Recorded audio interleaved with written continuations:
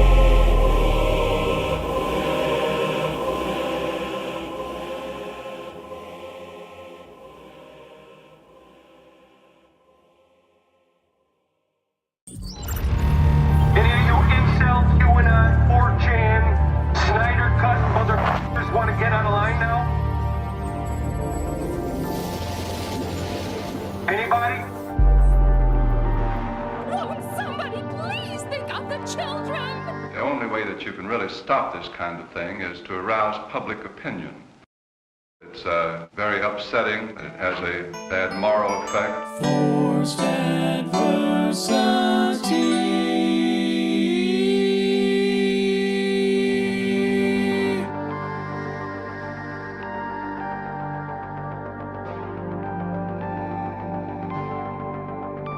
Ask yourself, what's more terrifying, fear or the frightened? The facts of history and the aggressive impulses of an evil empire. Bad, B-A-D-D, bothered about Dungeons and Dragons. Up yours, woke moralists. Socialism has spread the shadow of human regimentation over most of the nations of the earth. And they're pushing identity politics with this. They 100% are. How do you think homosexuals reveal themselves? And the shadow is encroaching upon our own liberty. I think there ought to be a law against them. Tonight I'm going to show you why. There probably ought to be a law against them, but imagine if you will, you're somebody who you're watching a movie and like everything's been awesome and it gets to this scene. Imagine you get to this scene and then you're like, where did that dagger go? The movie's ruined because of the dagger went away. Where'd the dagger go? The dagger should have killed her. The dagger. Ruin Johnson, dagger, Kathleen Kennedy. If that's your life, man, that sucks. But I know whose life that's not. Morgan, Bob. Hello. Oh. May the 4th be with you. May the 4th be with you all as well. In my opinion, the dagger is the least of the problems with this fight scene. But what are you saying? There's problems with this fight scene, Bob? Are you kidding me? Right? What are you talking about? What? I think narratively, this fight scene is amazing and it does what it needs to do. But from a fight choreo perspective, it is a mess. Oh, you're doing that. You're okay. All right. Yeah. You're doing the fight guy That's thing. all I'll say on the subject. It's not worth fighting about. But the dagger thing is stupid. It's a stupid lame fight if we did fight about it anyway. Oh, okay.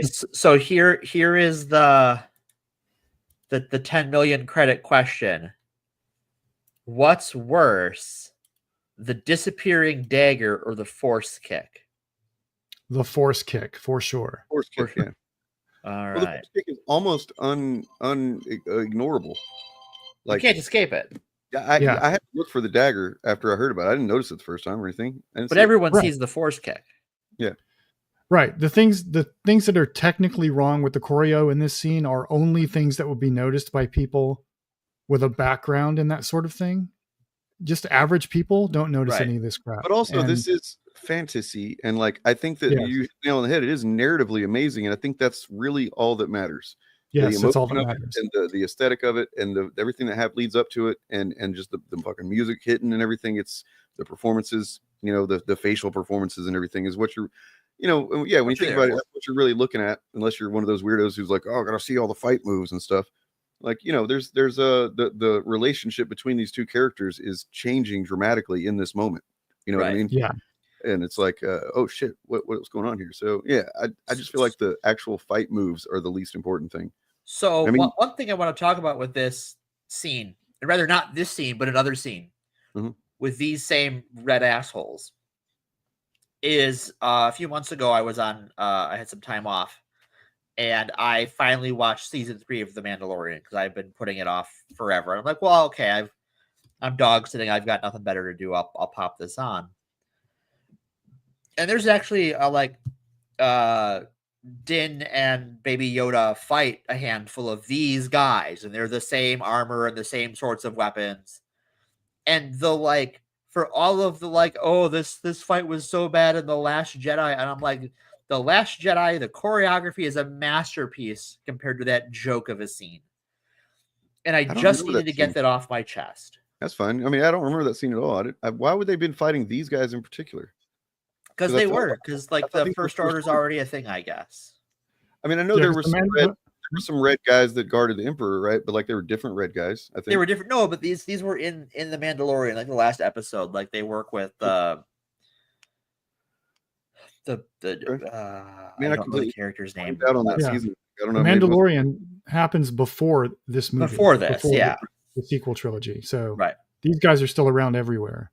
Right. Okay. So, but it's just because it's like the little puppet Baby Yoda jumping on light fixtures as these guys try and chop up this child, and it's just like, this just doesn't look very good. They were trying to recapture that Yoda stuff from episode 2, weren't they? But they used a puppet instead of CGI. No. Because they've committed to it, because everybody complained about the CGI. So they're like, okay. With CGI, even though like the CGI Yoda was the best part of the CGI. Like, oh, that was actually kind of cool. Like having the battle droids fight the Gungans on the Windows, not Windows Vista, Windows XP like wallpaper. That was bad. Having Yoda fight Dooku bouncing around, that was pretty cool. But yeah, so like, but it was one of those things that, like, having completely skipped Mandalorian season 3, that there was no complaining about that fight scene by the people who spent literally years complaining about this fight scene. I'm just like, I don't know that you guys are watching Star Wars. I don't think any of you have watched a Star Wars. But see, this scene has a woman in it. Oh, and she's doing things that only men are good at, like bang bang pew pew and slashy slashy. So like, as far as the bang bang pew pew, I think Leia has a higher kill count than any of the other main characters, like in gunfights in A New Hope. But she gets grandfathered in because they all wanted to bang Leia when they were kids. So I mean, now sure. they're grown up grumpy adults, and yeah, young men need to watch Daisy Ridley movies and not Andrew Tate, I think is what we have learned here. Right, RXNV. That is right. The color grading on this entire sequence is incredible. It's beautiful. Color is telling so much of the story here that you really don't even need to say anything. Right. There's not really any dialogue in this whole fight scene, but it tells so much story. Yeah, this entire fight scene is a mini movie into itself. It has a 3-act structure. Yep. And Kylo Ren and Rey both have character arcs just within the context of this scene. Yeah, and so it's great. It's really, really great. And it is one of like several little like short films in The Last Jedi. Yeah. Which is kind of like, if you watch it like on a rewatch, it is actually kind of almost an anthology movie as far as like how the stories play out. I'm sorry. I did not have time to prepare like I thought of or I wanted to, and so I'm kind of just doing a little bit of that right now. Sure. You guys proceed. I actually need to run and grab some water, and then I'll be right back. You hydrate, sir. Oh, okay. Yeah. So like from a fight choreo perspective, everything that's nitpicky wrong about this scene is just a side effect of production schedules.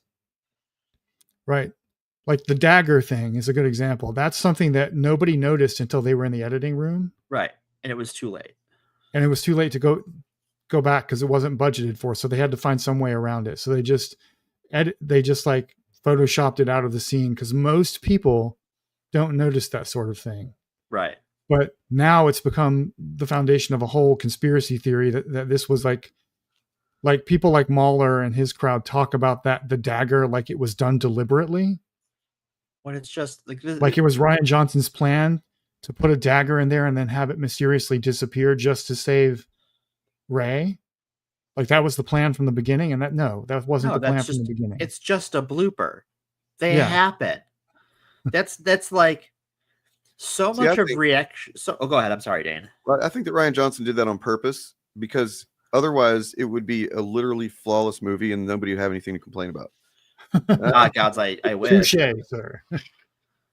All right, I'm not going to troll again for a little while, but yeah. I mean, Rian Johnson did set out to deconstruct Star Wars, and one of the ways you do that is to deconstruct a flawless movie. So Aunt Grimiglia just released a video like 2 days ago called "I'm Glad The Last Jedi Ruined Your Childhood."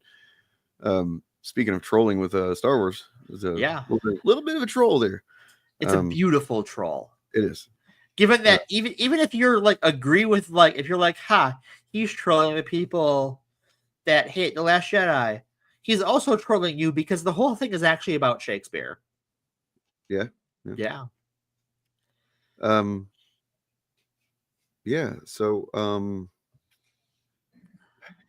it's a bit of a weird topic to talk about. It would always have been. I'm trying to figure out how to tackle it because we've talked about it before.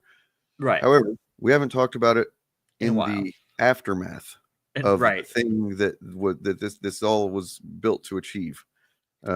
Yes, somehow Palpatine has returned. Yeah. So yeah, I will give Reality's writers a better credit than Jellyfish Abrams. Whoever, we know how Trump returned. Chris Terrio. It was Chris Terrio's fault. I promise.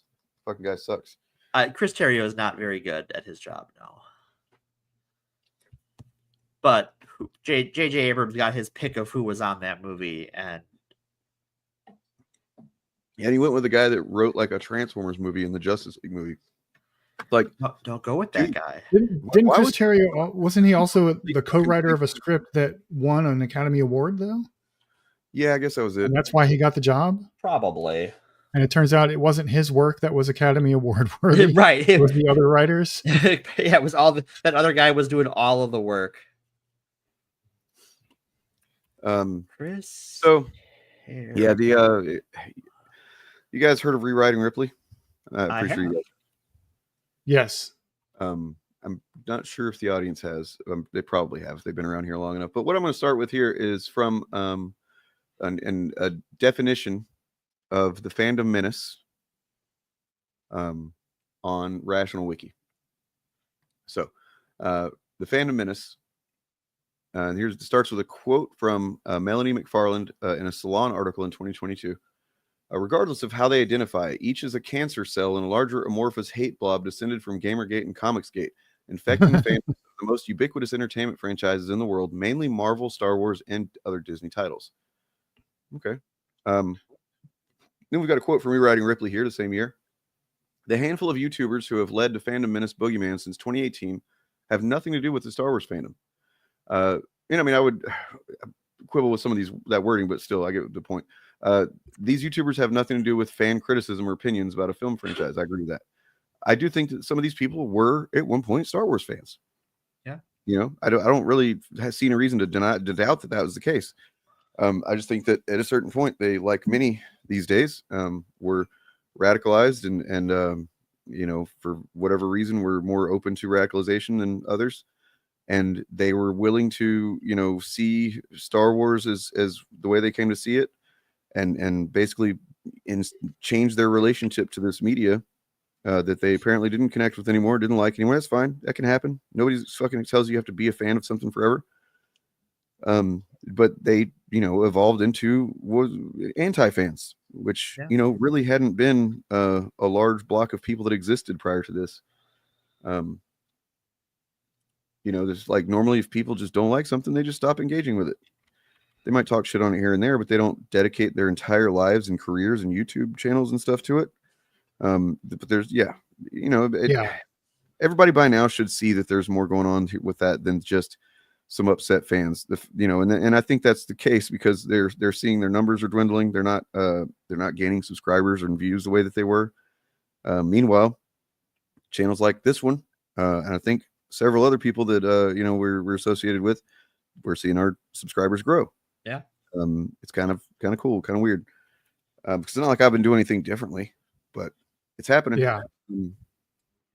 So yeah, it's I think they've reached the kind of saturation point with what they're able to achieve, but they did achieve quite a bit in just a few years of time. And as the Rewriting Ripley article lays out, they are responsible for, they just are. They're responsible for they've literally fucking destroyed the franchise, in my opinion. I know that sounds fucking like chud talk, but and I don't say it lightly. The fact that Rise of Skywalker was not just an ending to the sequel trilogy. It was an ending to, the Skywalker story, right? It was an ending to everything that we've known as Star Wars since it happened, right? And because Disney at that point, after The Last Jedi, was naive enough to, mistake the backlash they were seeing as legitimate fan backlash, they kind of panicked. And they made fucking decisions that, you know, maybe, I don't know if maybe the what's his name, Trevorrow movie would have sucked too. I've seen people say that. I've seen people say that script that's sucked. possible. I've read the Duel of the Fates script, and in my opinion, it is not better than Rise of Skywalker. It would have been an equally terrible movie. I think a lot of that depends on the director, right? Directing, a good director can elevate a mediocre script because it was trying something at least, instead of just trying to appeal to everyone and then ending up appealing to no one. So I think for me, I don't think the Duel of Fates script was as amazing as some people do. Okay. But to sort of Dane's point, like The Rise of Skywalker is an adaptation of a comic book.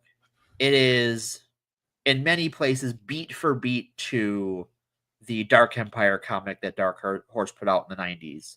Yeah. And that comic, in the time before there was Legends, before when it was just the EU, that was one of those EU stories that Star Wars fans tended to shit on as bad.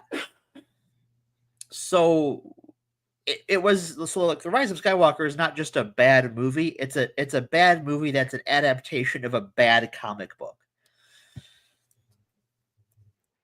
Because I think that Lucasfilm, under Disney's ownership, doesn't know how to handle Star Wars fans. And it's the reason George Lucas sold it, right? Is that George Lucas was sick of the fans. Sick of how he treated the actors, sick of how they treated him, how they talked about him. Yeah. And Disney thought, oh, well, no one at Disney thought, wait a minute, that group of people? Oh, we have to take them very seriously, even though, to his credit, George was like, nah, fuck them. Those people were like, when the Clone Wars animated series came out in 2008, they're like, Ahsoka, Anakin had a Padawan that breaks canon. It's gonna suck. It's for kids, and to that point, that's the reason why the Phantom Menace was so successful, because there were some elements of this that were cynical enough to recognize that anytime a new Star Wars thing came out, there was going to be some contingent of fans that were going to take issue with stuff. Right. For whatever legitimate or not legitimate reasons, whiny, entitled, whatever reasons. But there was a cynical, fucking sinister aspect to this movement, if you want to call it that. Yeah, I guess you call it that. That said, okay, well, we can weaponize that. There's going to be some fans that are going to get upset about this, no matter what. There's going to be some. We need to fucking zero in on those fans and tell them they're right. You're right to fucking be upset about this. They are ruining it. They're fucking destroying everything that you love, and just feed into that fucking and profit animosity.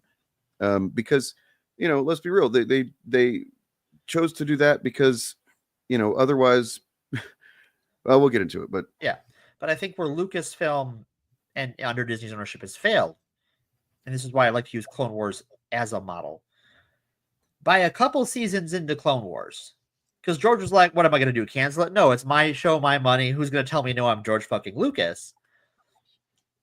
Even by the second season, opinions of it in the fan community had become positive as characters like Ahsoka and Rex got fans. And the portrayal of Anakin was received very positively compared to the prequel movies. So much so that people like Star Wars Theory now, their view of Anakin is largely colored by the character as portrayed in the Clone Wars, not in the movies. And I remember, I think this was in the infancy of YouTube when Clone Wars came out, I think. But I remember the message board posts about what an annoying girl power figure Ahsoka was, and how she was just like a politically correct insertion into the canon to appeal to teenage girls. Right. Yeah. That discourse was happening at the time. There were Star Wars podcasts that rose and fall and broke apart on that issue at the time. Yeah. So, and what Lucasfilm and Kathleen Kennedy should have known better, or if she knew better, her bosses should have listened to her. Because we don't know who is actually making that decision, whether it's her or upper management at Disney. Should have known to go well, okay, if we just stay the course, in a few years it's not going to matter, because if we don't give these people the time of day, if we don't placate them, most Star Wars fans are going to turn out for this and enjoy it. And the numbers show that. Right. Even The Rise of Skywalker made almost $1 billion. Even though nobody fucking likes it. Like nobody likes it. We all went and saw it like a bunch of suckers. Trying to defend it, and even it seems like they are like don't believe themselves. Right. I mean, and a lot of people do like that movie. You don't get a movie does not make $1 billion unless people are seeing it more than once. Right. And I have met people offline who genuinely love The Rise of Skywalker. I know people who love it. I saw it disagree. Twice because my experience with it was that I honestly couldn't even fathom that they would shit the bed that badly. You know, like I just couldn't fathom it. I'm not like a big J.J. Abrams fan, but I think The Force Awakens was pretty good. I think it's what it needed to be. You know what I mean? Like to reestablish Star Wars, and Disney said, "Here, we know how to do a Star Wars. Here it is." And it's like, okay. And then the Last Jedi did what it did, and I just kind of assumed that even if they didn't follow up directly on everything that Rian Johnson did, the style might be more like J.J. Abrams, but that story at least would follow up, right? No, fuck no.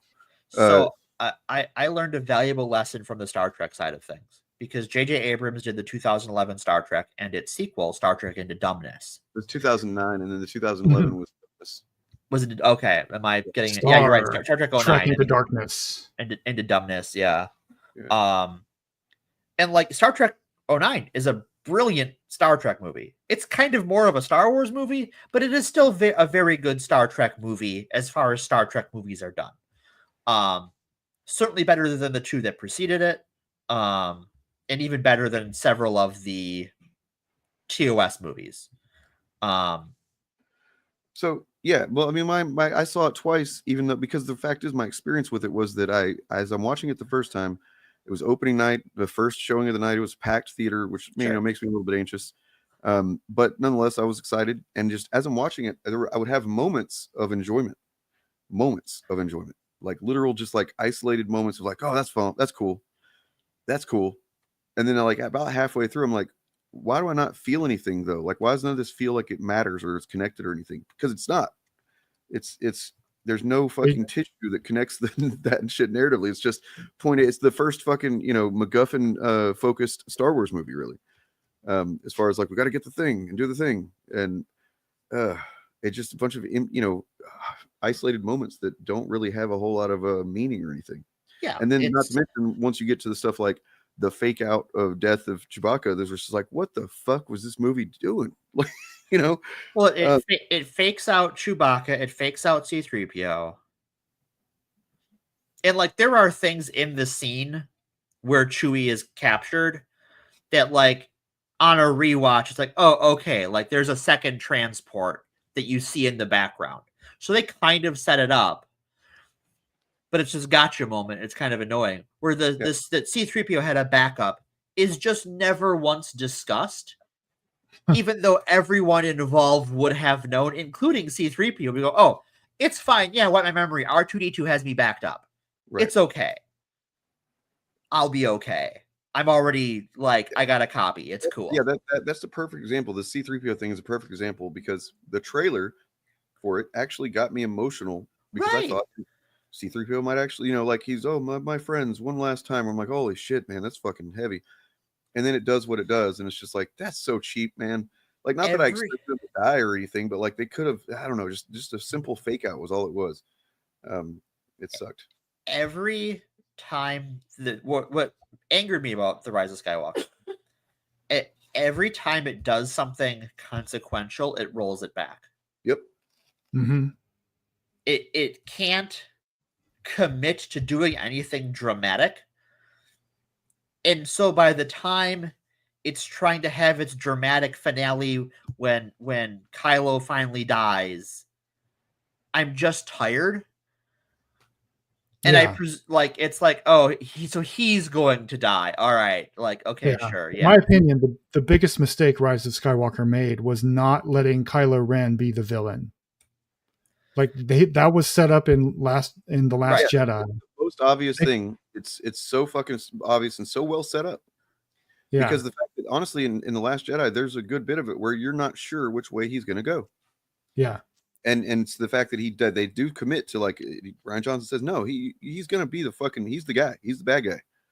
you know, and then that's how it ends, and you're like, okay, let's fucking go. Like if we're not going to have Kylo as the villain, which I think we should have done, then he should have lived the end of the movie, because otherwise it's just exactly what we've already done before. Where like you leave so much space for your story to go if at the end of the movie your bad guy is like, okay, well, shit, I've fucked up. I've betrayed everything I once cared about. And now I'm alive and I have to live in the universe that hates me because I kind of fucked it up. And now I have to live in that reality and explore that reality. You leave yourself space to tell new stories. And we've already seen the Darth Vader get killed because he did the right thing one time. With Darth Vader, we didn't need to do that again. But worse. But sexier. Yeah. I to CJH's point, I did look into that, and as a quick aside, and it relates, because I want to know, to anybody that happens to be watching that's part of the Fandom Menace crew, and you're like, you know, I just care about these movies and I care about the media and stuff like that, and blah blah blah, destroying it. How you feel about that now? Yeah. And before you go, oh, it's made outside the U.S., I don't think you realize how many movies are made outside the U.S. Well, also for all of the Japanese and Korean movies are better than American movies, or manga is better than American comics. Right. But a lot of American movies are made outside of the U.S. Yes. A lot of them. Uh-huh. I mean, just even the ones, so many of them that are made in Canada and Vancouver and right. Shit. You know, so many movies are made in Vancouver. So many TV shows are made in Vancouver. Like what? Don't worry, Trump's a pussy. He'll roll back on this too. Yeah, like he's done with a lot of the other tariffs. Well, unless he finds a way to profit from it somehow, then he won't. Yeah, but to bring us back to Rise of Skywalker, I was going to add. Oh, because they're a security threat, guys. Oh, movies. Sure, sure. Anyway, I have a friend who genuinely loves The Rise of Skywalker. I'm sorry. And she told me that if you look at it, you shouldn't have to do this, for the record, but if you approach it as a Star Wars movie on its own terms and ignore Force Awakens and The Last Jedi, it's an awesome Star Wars movie on its own terms, in her opinion. But in other words, it works better as a standalone story than it does as the continuation of a trilogy. But it simply can't be a standalone story, because we know it's not. It's got a literal number in the title, and it is the characters that we've been following for 2 movies. I'm just saying what my friend says. I'm not saying I agree. Right. But there are. I see how she gets there. You compartmentalize as much as your friend is able to, apparently. That is cool. It is a lot of compartmentalization and a lot of copium. But you know what? To their credit, I'm glad they can enjoy it. Yep. She to be fair, full disclosure, she was and remains a Reylo. She got what she wanted. There you go. Yep. You didn't need to tell me that for me to know that. I really am. Y'all got what y'all wanted out of it. You know, I mean, forget the people that have been fans since they were little kids in the 80s and stuff like that. Well, don't worry about us. We're fine. But you got what you wanted. So good for you. Okay. No, good. That, but unironically.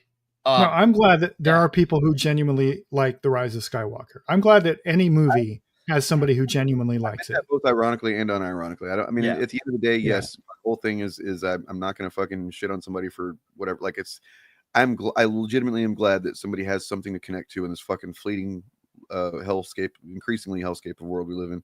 Yeah. What's interesting? There is part of me that's a little bit envious, but I'm also can squash that down and set it aside. Sure.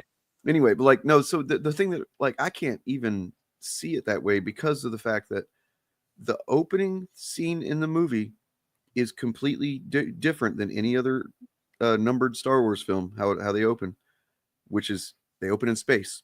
They open on a spaceship. And then they might zoom down to a planet or whatever, but the movie opens on an action scene. Yeah, with it's cool. That's kind of like where the problem is. It's like it's a very cool looking action scene. It's fucking awesome looking, but it just feels weird to open a Star Wars movie like that. And it's like, you know, and then the thing that happens right after that is he goes to the Emperor, and the Emperor's, oh great, the Emperor's back. Well, at least he's just going to be like, he's not going to be the main bad guy. He's just going to be kind of whispering in it. No, he's okay. He's actually going to be the bad guy. He's the main bad guy. It would have been better if they'd opened on a conversation about trade confederation rules and treaties. That would have been a much more compelling. No, it opened up on a fucking spaceship before it went to the trade disputes or whatever. So, you know, right.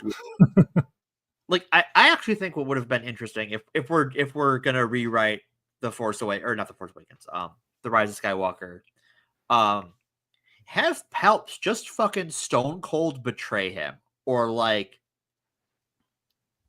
just like take over, just like try and have him killed before he starts his redemption arc. Just like, nah, bitch. Well, I feel it would have been a way more interesting movie if they let Kylo Ren be the villain. The villain, yeah. And bring Palpatine back and Kylo Ren kills him. But right. They weren't going to do that. Continue. People got too mad about Snoke.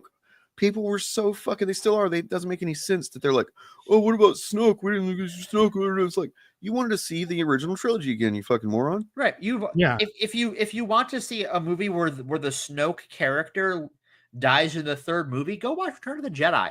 It's a wonderful movie, except for that kick.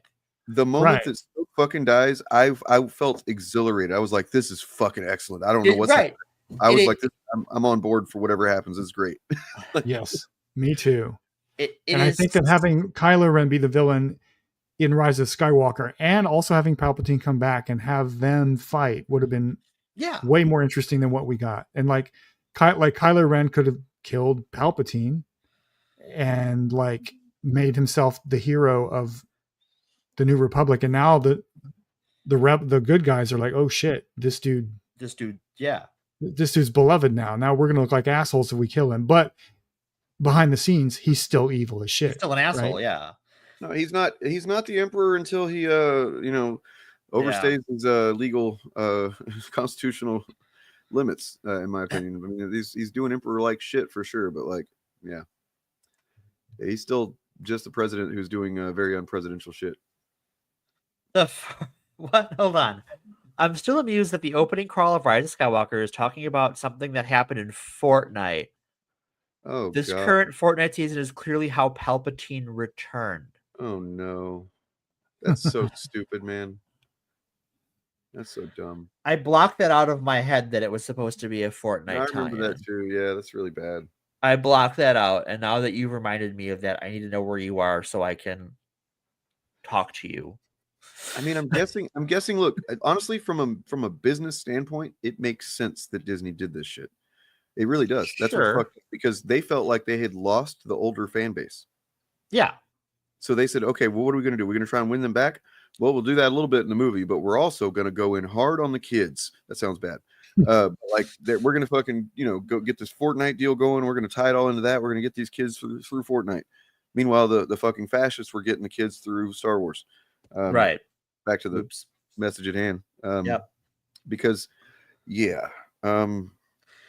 Well, Star Wars has even under George was not adverse to over merchandising things. Not even George, a little. George said that this is a movie for kids. Yeah. But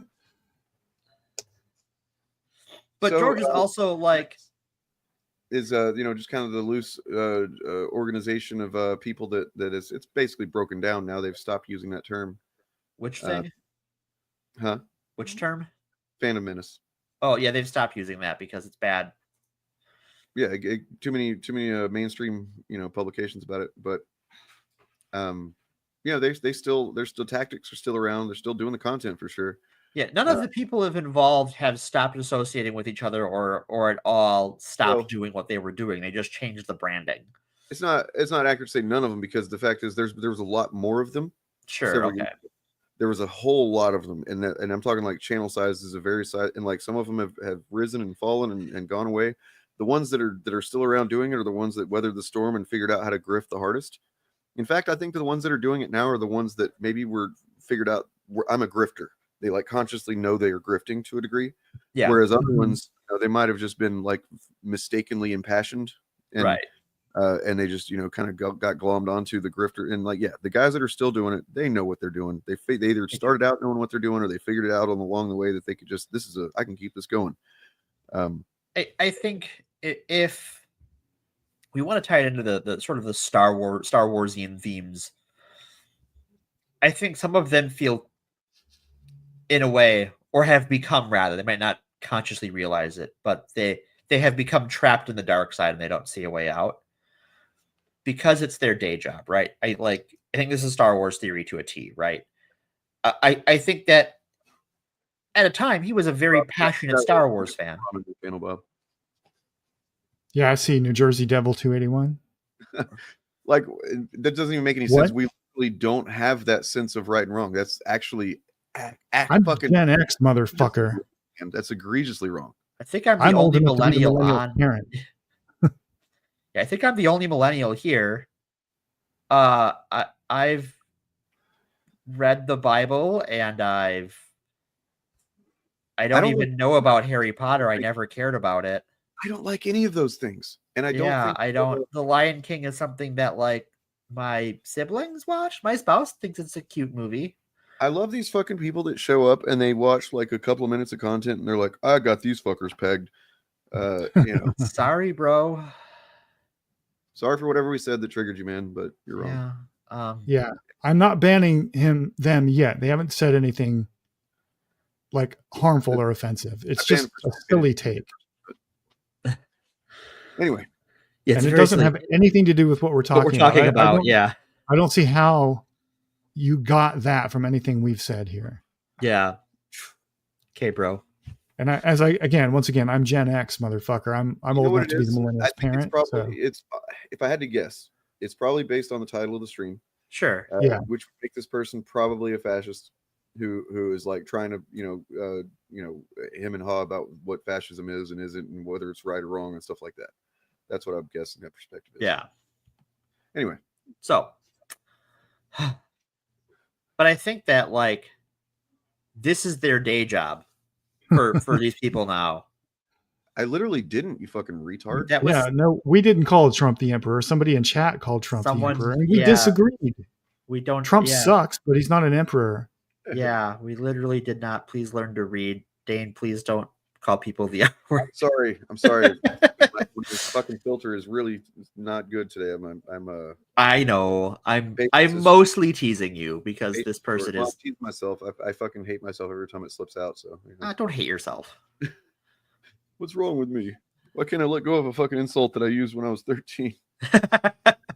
I don't have all day, Dane. Hey, we live in a day where you can do that, and now you can raise yourself $1 million to defend your family. So right. Yeah.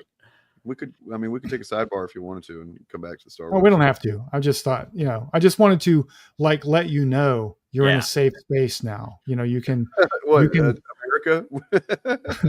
Yeah, you can unleash bigots can unleash themselves and get money for it now.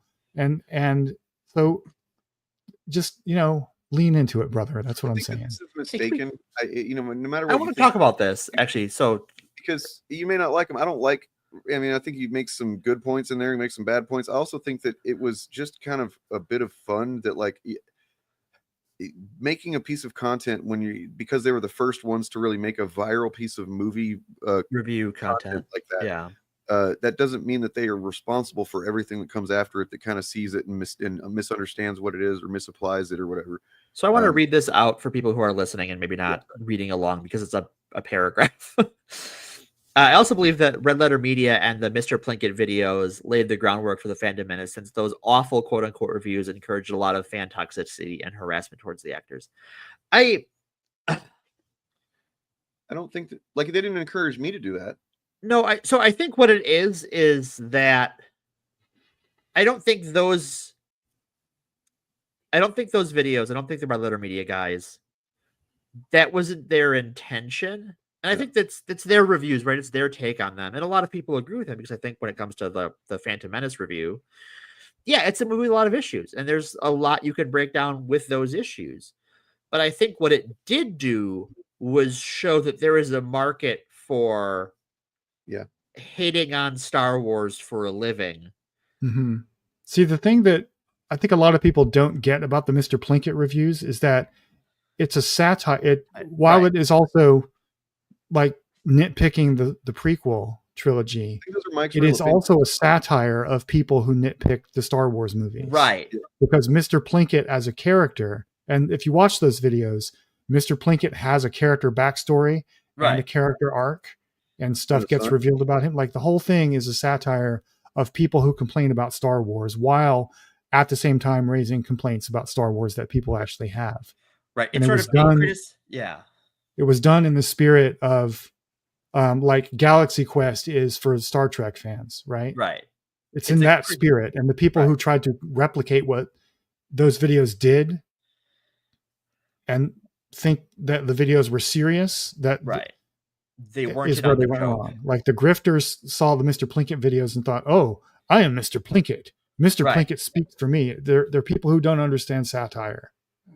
They don't understand they were the ones being made fun of. Just like today, they all think the South Park thing of, put a chick in it and make it gay is cool. And they're ignoring the fact that that episode of South Park also called them racists. Right. The people who have since gone on to try and copy that style are not in on the joke. Right. And they have overcommitted to it so much that that's their job now. And like that guy, like these people can't just go out and get another job that's going to support their lifestyle and their financial needs. They're stuck now. And the Mr. Plinkett reviews are way better written. Yes. And like, they are we'll never beat that. Nothing's disappointed me since my son. Like this movie disappointed me more than my son, or whatever the line was. Which tells you that like Mr. Plinkett is not a good person. Yeah. and not a person who could be trusted to raise a child. Right.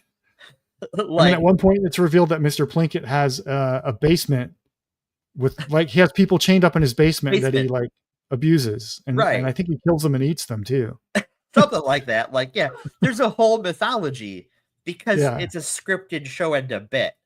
And so like, while it makes valid criticisms of Star Wars, it also criticizes people who spend all of their time, energy, and effort criticizing Star Wars as people who can't, take care of themselves physically and are abusive towards others. Right. Mr. Plinkett reveals himself to be exactly the kind of person you would expect to be someone who spends their entire life hating Star Wars. And I suspect that a lot of the people who do it for real are also that guy. Yeah. We just haven't found out yet. And sometimes we have. And we could talk about the people versus George Lucas and how that, I think, is a little... That, like, Mr. Plinkett is fine in my book. I think the people versus George Lucas people were at best very misguided. Yeah. Well, I mean, it's also more innocent times. Like, who could have guessed that just being a passionate with negative opinions towards a piece of media that you used to like could lead to this, right? Who could have thought that, really? I mean, obviously being a toxic, negative asshole, that's not good. But like, who would have thought that this could be the result? Anybody see this coming? No. This is the reactionary right-wing network behind the fandom to alt-right pipeline. Right up top, you got that motherfucker. The president of VDARE, who their talking points are, you can still hear their talking points being echoed by these guys now. Oh yeah. It's kind of weird. It's weird to see like Ben Shapiro. I think that this is they weren't in the benefit of hindsight. They did a lot of good work as far as data analysis. That's kind of what their specialty is. Yeah, the people who did this, but like having Ben Shapiro here is like, it makes sense in like a general way, but I don't think he was like part of this network. As they're doing their own. Daily Wire is doing their conservative thing, and they were talking about the same shit, using the same talking points generally, but not nearly as openly. I mean, sometimes openly hateful, but like, yeah, you see what I'm saying? Like, as we see more recently, that they were one of the first, once Trump took power again, once the conservatives have power again, people kind of fucking abandoned the Daily Wire. So they because they served their purpose. They served their purpose, and anti-Semitism, right? Like the Daily Wire has always had a contingent of people who hate watch the Daily Wire because while they like what they say, they hate Ben Shapiro because he is Jewish. I mean, yeah, you're never going to see. There was never an end result where these two guys were going to be like hanging out. Right. There's a reason there's no line there, and there's a reason there's no line between Richard Spencer and Dave Rubin either. Mm-hmm. Yeah. And Jordan Peterson, I don't think he was necessarily. He was part of that in the sense that once you start making content on YouTube, especially, you start rubbing elbows with people, and you're going on these different podcasts and shows, and you're grabbing new fans from this person's audience and vice versa, and that's how they grew. I also think that like when you're talking about that like 2016, 2015 time period, on paper, Jordan Peterson had a resume. So, and wasn't known for what he is known for now. And so there were reasons people took him seriously, even though if you took apart what he said and went, wait a minute, no, this guy's just insane. He was pulled into the right. He was pulled in. Like, basically, he was doing his own fucking thing. And then, essentially because it was useful to them, they just pulled him in, I'm going to disagree. Okay. They pulled him in because of C16, where he was already he was already that way, and they platformed him and elevated him. Right, but he was always that way. Right. No, I didn't mean to say that he was like some kind of good guy or something before he joined up with. No, it's just he was doing his fascism apologia through the back door roundabout, pop psychology bullshit that he'd been doing. Right. And then once he found out, if I kind of stick on this issue about, gender and stuff like that, I get a lot more attention. Right. And that's, yeah. But that's after that, they basically, the right wing looks for, and I mean, I guess the left does it too, but they just don't do it very well or don't utilize it as well. But it's much more cynical, I think, on the right, or at least sinister. They look for somebody that's popping off with and making a name for themselves in being a fucking shit stirrer. That's how pretty much anybody that the name of that's a right wing commentator these days. You look at their origins, and they started off just talking some shit and getting in the middle of some discussion and making a stink and being an asshole about it. And then somebody with money, Glenn Beck, Alex Jones, whoever, fucking said, oh, well, I'm going to inject a little funding into that guy and boost him up. Yeah. And, the reason why, especially in America, why the right wing will always elevate the worst among them, and which increase it just has this ratcheting tension of radicalization and what passes for America's left wing does not is American liberals are not firebrands and don't have a high opinion of firebrands. They see them all as bad, even though you can distinguish them if you are willing to be intellectually honest with yourself. And as far as actual leftist content is so niche in America and so removed from the mainstream that people think Rachel Maddow is a leftist, and she has some good opinions on some things.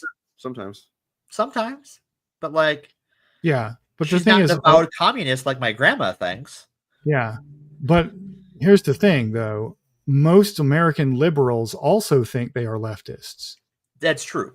That's true. Like the Overton window of U.S. politics is so far to the right that we put Bernie Sanders and AOC in the same party with Joe Biden and call that the liberal party, when in any other democracy, Joe Biden would have been part of the right wing party, and Bernie and AOC would be part of the center left party. Right. I made the point before that there's no reason to get all I'm a leftist, not a liberal, because the fact is you're one of the few people who gives a shit about that distinction. If there's liberals often think they're leftists, then there's the right thinks everybody's a leftist liberal, same thing generally. So I mean at a certain point it becomes not functionally useful if you are I think to an extent it is functionally useful to this extent. People who think of themselves as being left-wing and genuinely want to be that way, but don't understand these political differences, need to be shown that the framing they're using only reifies the right wing. Yeah. And so if you're a liberal, and I argue with leftists about this all the time. If you cannot radicalize liberals to the left, you're doing your job wrong.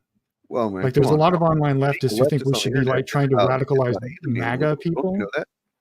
What? Being a leftist on the internet is about alienating liberals. Don't you know that? Yeah, right.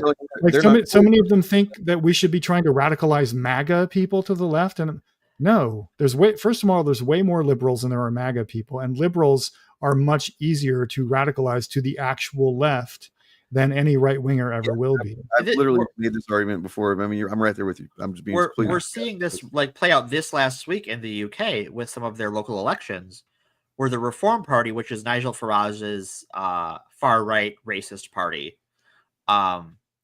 gained 2 seats, and the media is making a big deal out of it. Even though this talks about the media, the Green Party gained more seats than they did, but no one talks about the Green Party. They talk about the 2 seats that Reform got, but they lost. Part of the reason it's talked about is that they won in areas that were held by the Labour Party before, but the Labour Party has spent the last, I don't know, when was Cameron Prime Minister, cutting their health services, pushing anti-immigration policies, pushing austerity spending, things you don't expect of the Labour Party, because they were trying to cater to right-wing voters who are going to vote for a right-wing party. They're not going to vote for Labour. You're never going to entice those people to vote for you. You need to entice not those people to vote for you. And that's the same mistake that online leftists make, is we have to appeal to the MAGA people because we can't appeal to liberals. No, bullshit. You're insane. Well, it's a tautology on the online left that liberalism is Tony the Blair, what is the word? you. Midwives is the midwife of fascism, right? Right. And that's a misunderstanding of a power analysis from the 1930s, which basically was saying that liberals, constitutionally speaking, are averse to conflict. So they will fail. Most of them will fail to meet the moment when the moment comes. But what online leftists do is take that to mean liberals are fascists secretly, and you can't trust anything they say. Whereas the actual fascists are just telling the truth about themselves, and so they're more they're more trustworthy or whatever, which is backwards. It's totally backwards. It's I mean, honestly, only one or two of those maybe is what I would consider hard sci-fi. Lost in Space, kind of on the Netflix one was a pretty good show. Not Battlestar Galactica, honestly, not really. There is no hard sci-fi in American cinema. No, ever. You can make an argument for 2001 and Blade Runner, maybe. But, so the thing with hard sci-fi is it's not a binary; it's a spectrum. I'd say the every sci-fi has soft elements. I think space fantasy is the more useful term for Star Wars to distinguish it from. Star Wars. Star Wars is a space fantasy. It has wizards, right? Let's right. Andor, I wouldn't even call Andor is barely a science fiction movie. It's a political thriller with a political drama with science fiction trappings. This is unrelated, but it is because you just reminded me. I just watched Pillar of Garbage's video on Marvel yesterday, which I had a couple of quote reads in, but I heard. It's the first video that pissed me off about somebody's take on Marvel, but not because it was reductive and bad faith, but because of the opposite, because he's right. And I told him that, but no, I fucking laughed my ass off at somebody called it the first apolitical thriller, the Captain America 4. Yeah. Yeah. Old, That's perfect. That's perfect. That explains it perfectly. It has the structure of a political thriller. It's got the but trappings. It doesn't deal with any actual politics. Right. It's funny shit. Yeah, I would say Star Wars is kind of the Lord of the Ringsification of Dune, or of like Foundation, where it takes the Lord of the Rings style of like mythic storytelling and applies it to an old sci-fi universe where things are falling apart, and power structures are unstable. So I just want to get to this point here. So in 2018, you guys probably remember this to some degree. Revelations about the UK-based data firm Cambridge Analytica revealed that the firm had used data from 50 million Facebook profiles to target users with personalized and politically driven advertisements. And so this is I'm cutting away from reading now, and I'm going to talk about how what I saw happen back then was wild. But now, of course, I've seen it happen so many times with so many people misunderstanding what something like this was trying to explain. It was revealing. So many people thought they were saying, "Oh," so I'd see people just everywhere saying, "Oh, they didn't influence my vote. They didn't influence my vote. It's not didn't make me vote for anybody else." It's like that's not really the point. The point isn't like it's just trying to make you vote for, like, you're probably already going to vote for Trump if you voted for Trump in a lot of cases. Right. But what it did was it radicalized you even further to the right. You know what I mean? It made you more fucking hostile, you know, and like people really don't want to fucking acknowledge their bias with that algorithms create for them, but it happens to all of us to a degree. Right. Yeah. But this was Steve Bannon was at the center of this. He was, you know, he's a former White House chief strategist for a short time, first go round. For a moment, he got shuffled out. Of far-right media site Breitbart News, former vice president of Cambridge Analytica. He's credited by whistleblowers of Cambridge Analytica as an important figure who sought to destabilize governments in influential regions around the world and shift their politics toward populism and far-right extremism. And he did that here. He did it. I mean, there's just no denying that. Like he's talked so openly about it. It's fucking. It makes me fucking go into a rage whenever I see this guy talking about, like, he doesn't even care that that people know that he did it. You know what I mean? Like, he just says shit. He's the guy that, you know, essentially said, yeah, we're gonna blast the media with you know, probably 10 crazy stupid stories a day, so that they're all focused on those, and we can do the shit that we want to do while we're focused on that. Right. You know. And he said that to the media. It's like, God damn it. But then the media just goes along with that and does exactly what he expects them to do. Well, part of that is because in a lot of ways, that's what the media does. That's how they make their money, is putting out those controversial stories, those high attention grabbing stories. So he didn't tell them anything they didn't already know. The difference was that his motivation was ideological and theirs was monetary. It's just that you expect the sinister string pullers of the world to not be talking about their plans openly is all. You know what I mean? Like, but they know they can because the systems in place don't care. Yep. They recognize something that most people ignore. Like, most of us live with the comfortable fiction that the media or whatever we use for our source of information is reliable and uncorrupted by capitalism or other forms of power. And they're not. They never have been. And Steve Bannon just recognizes that and uses it.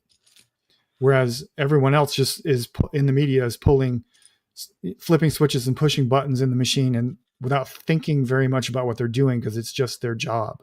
He's tapping into the banality of evil. Right. So two examples of this. One from the 2012, 2013, and one from more recently. In 2012, the Republicans said, we're going to shut down the government to make Obama look bad. Mm-hmm. And the media reported that they were going to shut down the government to make Obama look bad. And then they did that. Mm-hmm. And then they made Obama. And then Obama looked bad.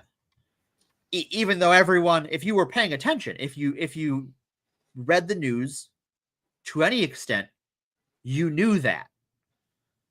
And people still were just like, well, I'm going to blame Obama. Well, this is like kind of the almost, I don't want to say unbeatable, but it's really tricky to fucking fight. The inherent advantage of fascism is that they go, we're going to fucking make a stink over the this dumb thing that normally nobody would give a shit about, but we're going to have somebody that's willing to phrase it in just such a way that's going to be able to activate the outrage in certain people. And then some people might go, then the other like news outlets might go, well, we're not going to talk about, they'll talk about it, but they won't talk about it as being outrageous. They'll talk about how it is outrage bait, but it doesn't matter because it's still getting talked about.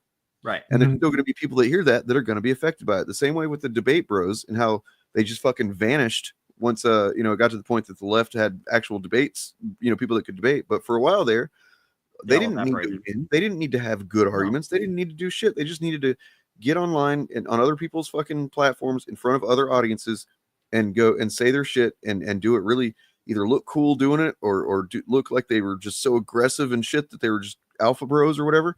And they'd win people over. It didn't matter that the substance of their arguments was nothing, and that they didn't have anything behind anything except emotion. And it's really tricky to fucking fight that. The other more recent story is, so we saw earlier this year that that Elon Musk's brown shorts turned off the funding for New York City and New York State for housing migrants, because they were basically renting out hotels to house migrants. Those migrants were people who were kidnapped and trafficked to New York from Florida and Texas by those governments, by those state governments. Oh. Who were already in processing for immigration statuses and made illegal by that and just dumped in Texas and DC, where the infrastructure to process those people didn't exist. Political theater. Knowing that you would get idiots who will then watch Fox News saying, oh, they're paying $1,200 a week or a month to house these people. It's just like, well, do you know why? And they don't want to know why. Well, there's two things at work here. Number one, every liberal, and this includes the media, thinks they're smarter than Steve Bannon. Yeah, they're not, and they're not. No, but they think they are, and so this is why they all think that. Like with the law firms who are all bending the knee to Trump now, they're all doing that because they think they're hoodwinking him in some way. They think they're outmaneuvering him and that they're smarter than him. And the second thing what they're really doing, they're like Lando. Speaking since it's Star Wars stream, they're like Lando. Lando thought, I'll make his deal with Vader, and then as long as I make the deal with him, he'll be off my back, and I can do whatever I want. I'm gonna get what I want out of this. And then what's Lando famous for besides let's be real, he probably banged Leia whenever onward looking, but no, is this deal's getting worse all the time. That's gonna be those fucking lawyers. You know what I mean? They just because they're like they're already like putting pressure on them to do a bunch of pro bono work for the government, because one of the things that the Trump administration has struggled to do, or even failed to attempt to do, is find federal attorneys and get any judicial appointments done. Like the last Trump administration was a judge appointing machine. And the judges fucking laughed him out of court when it came to the election. Right. Yeah. But outside of a few like Eileen Cannon types, most of his judges have ruled against him at this point. And so he's like, fuck it, I'm just not going to appoint any judges. Because they have no enforcement power, because I'm supposed to be the enforcement power. Right. Yeah. And before I forget, the second thing that's at work with all of the capitulation is the sunken cost fallacy. Yep. Right. Yes. They all think they're smarter than this guy. And then when they find out they were tricked, they don't want to accept the fact that they were tricked. It's easier to trick someone than it is to convince them that they were tricked. Yep.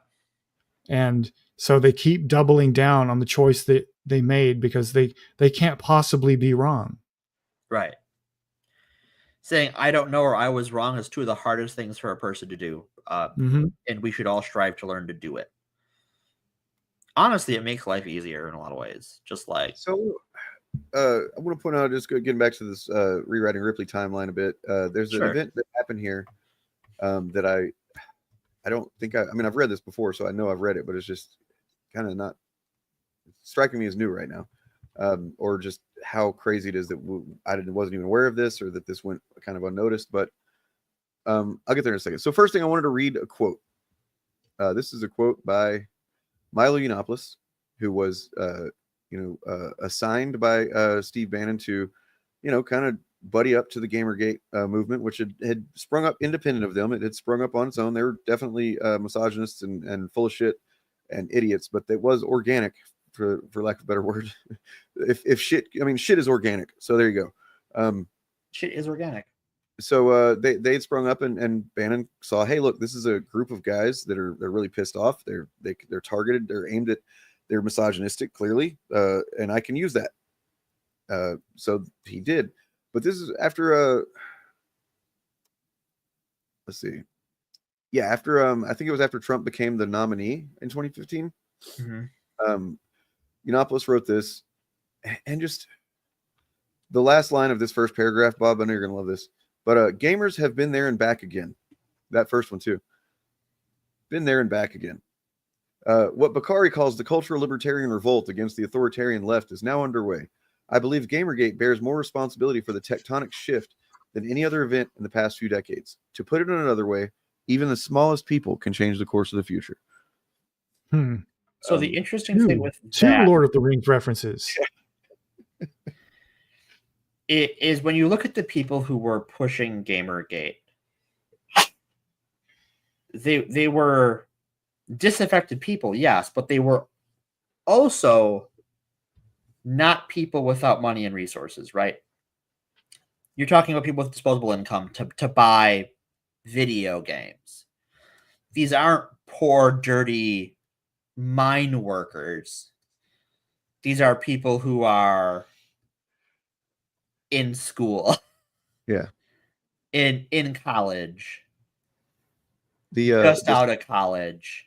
Second half of this quote reveals some stuff that, this might be where like the dam burst, as far as like certain people realizing, oh, there aren't consequences for being a shitbag, really. So gamers have done something no one else could. They've done it fearlessly and brilliantly, even in the face of bomb threats provoked by their enemies. Okay, so that Washington, D.C. bomb threat turned out pretty awesome for us, for some of us. They proved that if you just ignore the scary bad guys with the big media platforms who are calling you names, nothing bad happens. Essentially saying, just be a Nazi, man. Like, you can be a Nazi. Nobody's going to do anything about it. And that's true. Yeah. Well, because what? Let me get to through this part real quick, and then Sure. I'll turn it over to you. So, arguably, nothing bad did happen. This is back to Rewriting Ripley. Mm-hmm. Nothing bad did happen. Mainstream coverage around this event varied from critical discussion around misogyny. So, this is about Gamergate specifically. Sure. And culture wars on MSNBC to a dismissive interview with Brianna Wu on CNN. Ultimately, threats on women's lives were given a slap on the wrist, and Gamergate faded from public attention. It should also be noted that during the same year, a chlorine bombing attack at Midwest Fur Fest linked to Nazi radicalization in the furry community put 19 people in the hospital. Yes, when the story broke, the coverage of the event was met with laughter instead of addressing the seriousness of a fascist terrorist event on domestic soil. So that's the sentence that got me. It's like, oh, that literally was just a far right, terrorist attack. Yeah. And nothing. I don't even remember it. I don't remember hearing about it. I knew it had, I didn't know the extent of it, but I knew it was happened because I have friends who are in the furry community, and I live in the Midwest. So I heard something about it, but I didn't know it was the extent of it. Then it goes on to talk about how that we started to see the similar sentiments popping up, not just with gamers, but furries, science fiction writers. I'm willing to bet that the link under science fiction writers takes us to Vox Day and JDA.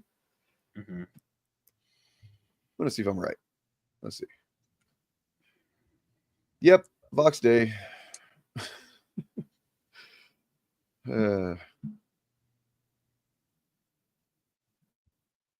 So yeah, this is where it all really started, and then next comes white nationalism targets the Star Wars franchise. So there was in October of 2015, something happened. Big deal happened. The first teaser trailer for Star Wars Episode 7, Force Awakens, dropped. And the first thing that you see in that trailer is a stormtrooper. That's familiar. Yeah. The next thing you see is that the stormtrooper is a black guy. Dun, dun, dun. Not familiar. And I think a lot of people maybe realize, for me anyway, I remember being like, holy shit, there's a lot of racists in this country. Like so many people, I couldn't believe that so many Star Wars fans were racist. You know? And like virulently racist.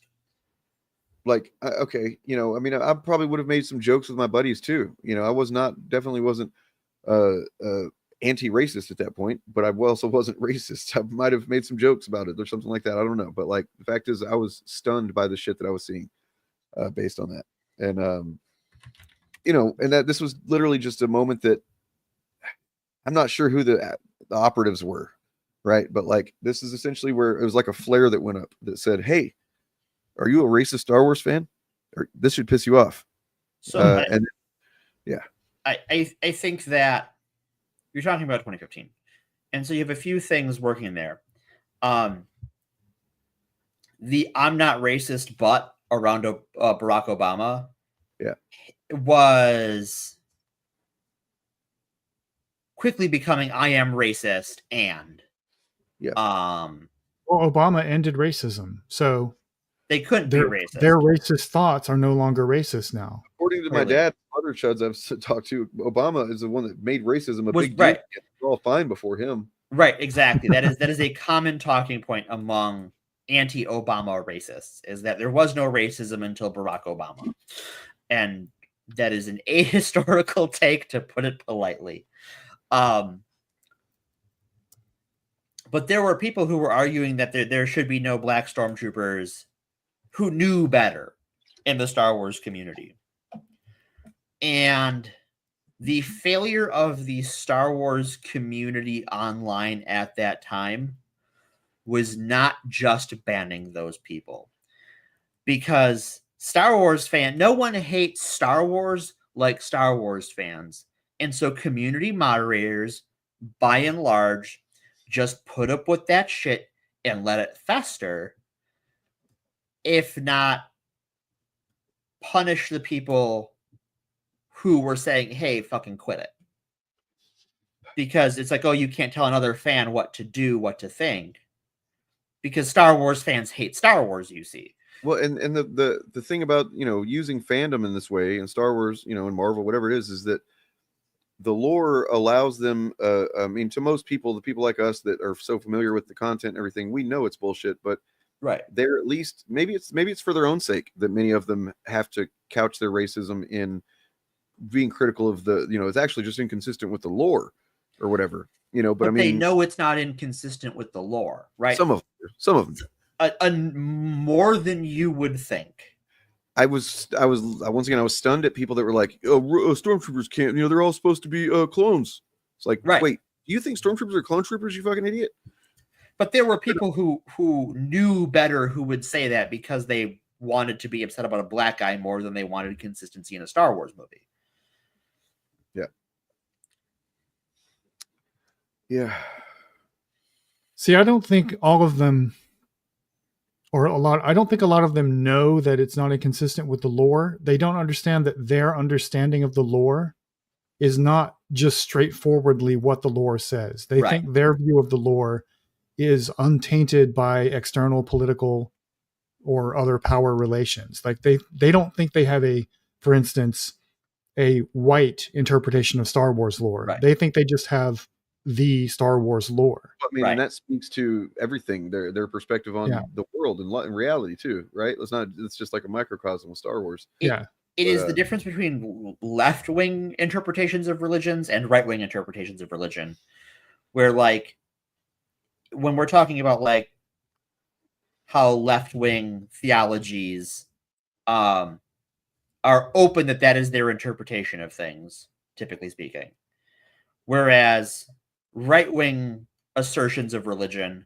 will work backwards from what they already believe, and we saw that with Star Wars. And because at the time back then, we joked Star Wars was a religion, and obviously there was the Jedi religious census thing, and all of those jokes about Star Wars being a religion. But we found out, sadly, that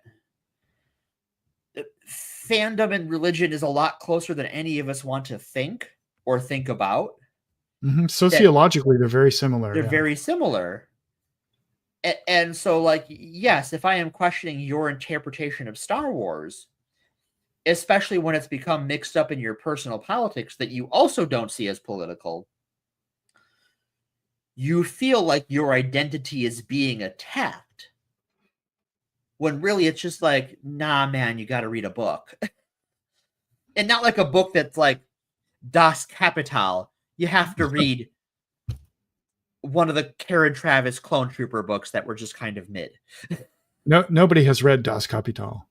That's the secret of Das Kapital. No. That's a huge problem with the world. Is that most people, including most people who call themselves Marxists, you're right, have never read Capital. Yeah, or let alone understood it. So they all speak out of their butts about what.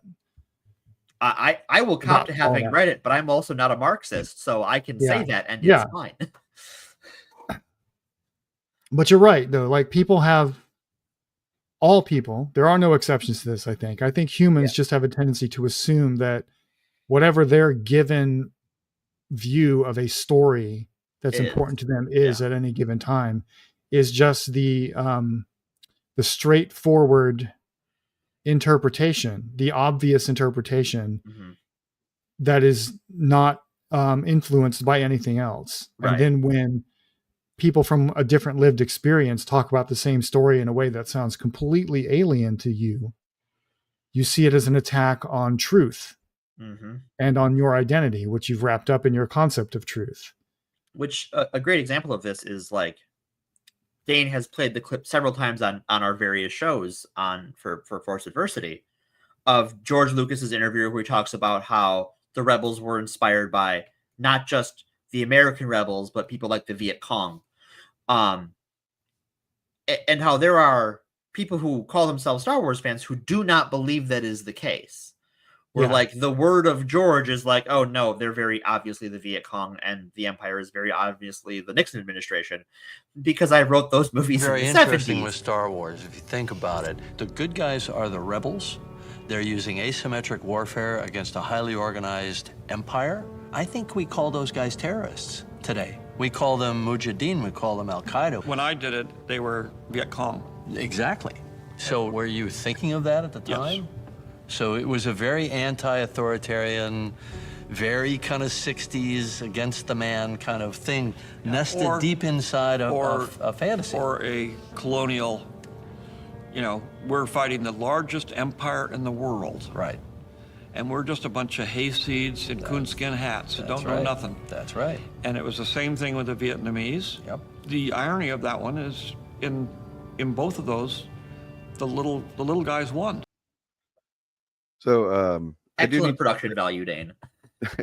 I need to correct something myself. Sure. So I said I don't know who the operatives are. I do, because it's here in this rewriting Ripley.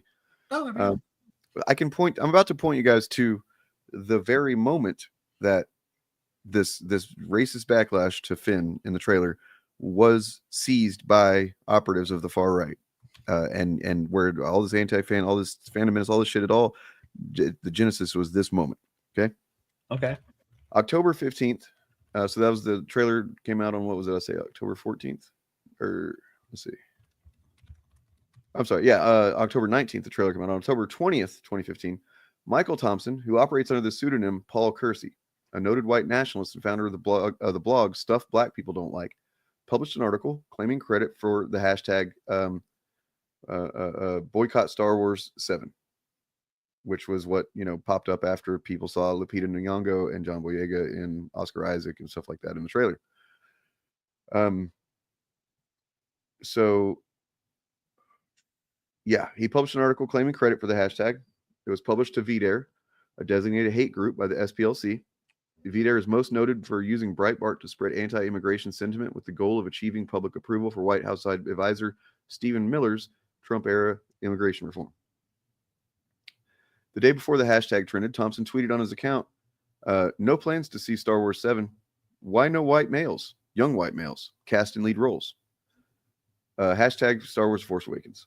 The racist hate was picked up from the main Star Wars hashtag and spread throughout 4chan and Twitter. And then that's it. That's where it started. Yep. I mean, it's not. That's where the cynical weaponization of it started, rather. Yeah, and this is two observations that seem contradictory to each other.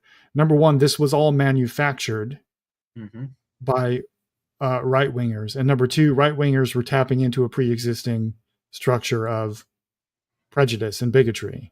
Right. If not for the weaponization, if they were not tapping into this, it would just have been another moment where, like, God, there's a bunch of racists, man. They're fucking racist.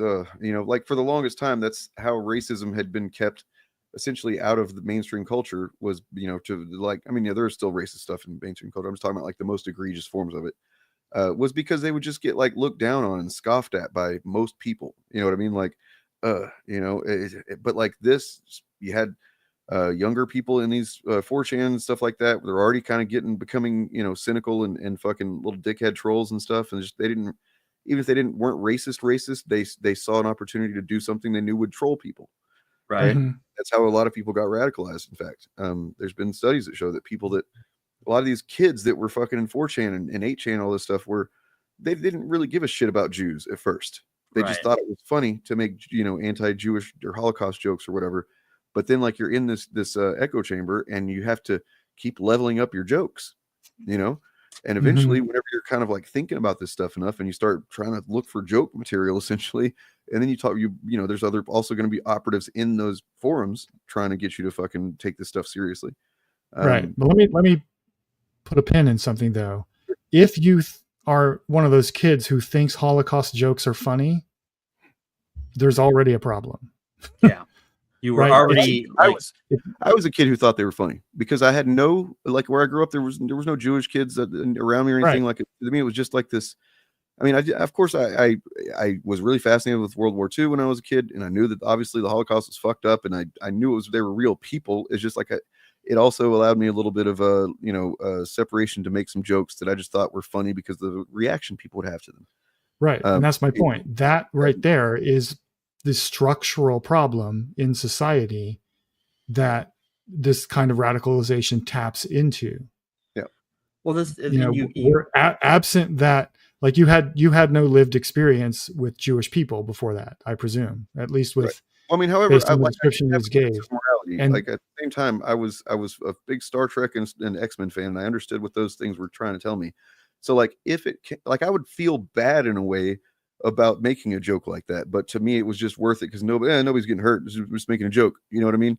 But in a way, there was part of my brain that was like, "That's fucked up. I shouldn't say that, but it's funny." I was a kid. Right. And that's the thing. Kids normally would grow out of this shit. Most kids would just kind of go through a phase and then, be done with it. There isn't a culture that exists that isn't just kids encouraging to keep doing it. Yeah. Plus, the kids who showed you that behavior first were likely shown that by their parents. Like, that didn't come from nowhere. Yes. This is the same. As recent polling data has shown, a majority like right-wing radicalization among Gen Z men correlates with the political opinions of their fathers. Yep. Not me. So I want to point out, like, this isn't even factually correct, at least in one case for sure. Yeah, one example. You notice which one? This is before the movie came out. They were doing this, so they didn't. Yeah, that's wrong. I forget his name, but the old actor, he's dead. The old guy, yeah. He was not a bad guy. No. And who is the black woman? I don't recognize her. That's what's her name? Oh, sure. That's why. Okay, because I'm trying to think of who she is in Star Wars because she plays a CG character. Yes, the alien. She's the alien with the little butthole eyes. Yeah. Yeah, she plays Maz Kanata. But like, I just didn't recognize. Like, my brain didn't associate her with Star Wars because she plays a cartoon. Yeah. So isn't that really arguably Snoke was not like white? No, Snoke is a wrinkled dick. Next one, Saito. Thank you so much. There's a friend of my family who would be mad at me for not knowing that. So thank you for saying. Well, I mean, they almost had a kind of a point here, but like, it's not real point. It's just they're. Yeah. So here's the thing. The nugget of truth here, right, is the image they're showing was at some level done for marketing reasons. Like the Disney deliberately chose to make a diverse cast, the protagonists. Sure. Where the racists are wrong is that the reason for doing that. Right. They think that there's a conspiracy by the Jews to undermine Western civilization and tear down traditional masculinity and replace white people and so forth, which is not the reason this stuff is done. This stuff is done because demographic trends are going in the direction of white people, especially in the United States, becoming a minority. And so these companies are making an investment in the future, in future markets and future employment pools. And the reason that they assume that there's something sinister and that there's something they need to be concerned about is because they think that everybody, if in the event that, oh wait, these people like the Browns and the women's and stuff, they get a little bit more cultural, political power, they're going to hate us the same way we've been hating them forever. Can we grab Jaybird's comment? I want to talk about it. It's the last one that they made about Discovery. Wait, what was it? Sorry, I missed. Jaybird's most recent comment in the chat about Star Trek Discovery. I want to talk on that one, on this subject. So Jaybird writes, no, they don't. They deliberately ignore white characters who are heroes. Just like at Star Trek Discovery discourse, people still see there are no quote unquote good white people in the show. Yeah. So part of that is, especially when it comes to season 1. Well, because there's the gay character is not white to them. Exactly. The main white character, white man in that show, because there's like Tilly's a white woman. She's Irish, or she's a ginger at least. She's a ginger and she's thick. She's not. They don't want to fuck her, so she's not. She's white. Hollywood thick. Right. I mean, but I'm dude. She's fucking looks good to me. I got no problems with it. But right. I'm saying, the problem with Stamets is he's a gay man. Right. I'm not saying this is our perspective. I'm telling. Right. No, but I wanted to bring this to chat's attention because I think it is worth discussing about who is a white male. And this goes back to your point in this, a couple weeks ago about the what is an American is getting increasingly small. Small, right? And whiteness has always been something that expands and contracts by the needs of the wealthy economic class in this country. If we reverted back to what whiteness was in the early 1900s, they would lose the Italians, they'd lose the Irish. You know what I mean? Some Germans, it's a whole Catholics. Star Trek Discovery skin color. What are you doing? Star Trek Discovery demographically is a better representation of what our future will look like, provided we don't wipe ourselves out. But between now and then, right? Yeah, optimistic look. Yeah, extreme where we cope with feelings about realizing that we're not actually going towards that, are we?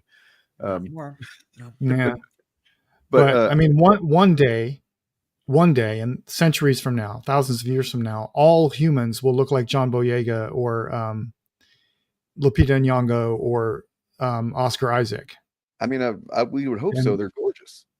Yeah, I mean, yes, they are. But I mean, in terms of their skin tone and their hair and things like that, most humans in the future will be brown, and they're just making concessions to that in our depictions of the future now. There's a whole lot of stuff to parse with that. Just the text character arc. With Shazid Latif, they said he wasn't white when he might be a hero, and then when he was revealed as woke, they said he was bad because he is white. And what's funny is this gets to he's I believe he's of Arab descent or Turkish descent, something like that. So how white is he depends on how racist you are already. Yeah. Because our Arabs white is also something we touched on in are we American? Who's American? Yeah. I was listening to a podcast a couple weeks ago. I wish I could remember the name of it, but it's one of the Lefty News podcasts where they do long form interviews with scholars. Sure. And it may have been the Majority Report, but the person they were talking to had written a book about Arabs and whiteness in the United States, and how in the 1950s, the process of, whatever the cultural mechanism is that decides whether a population is white or not, was very close to defining Arab Americans as white and beginning to incorporate them into broader white culture. Mm-hmm. And then Israel happened. Yeah. Or the foundation of Israel and the political conflict that arose from that happened. And so Arab Americans were derailed from becoming white because of we needed a convenient enemy within. Right. The Middle East. Yeah. On this point right here, let's see. I feel like all of us went to school with somebody that looks just like that kid.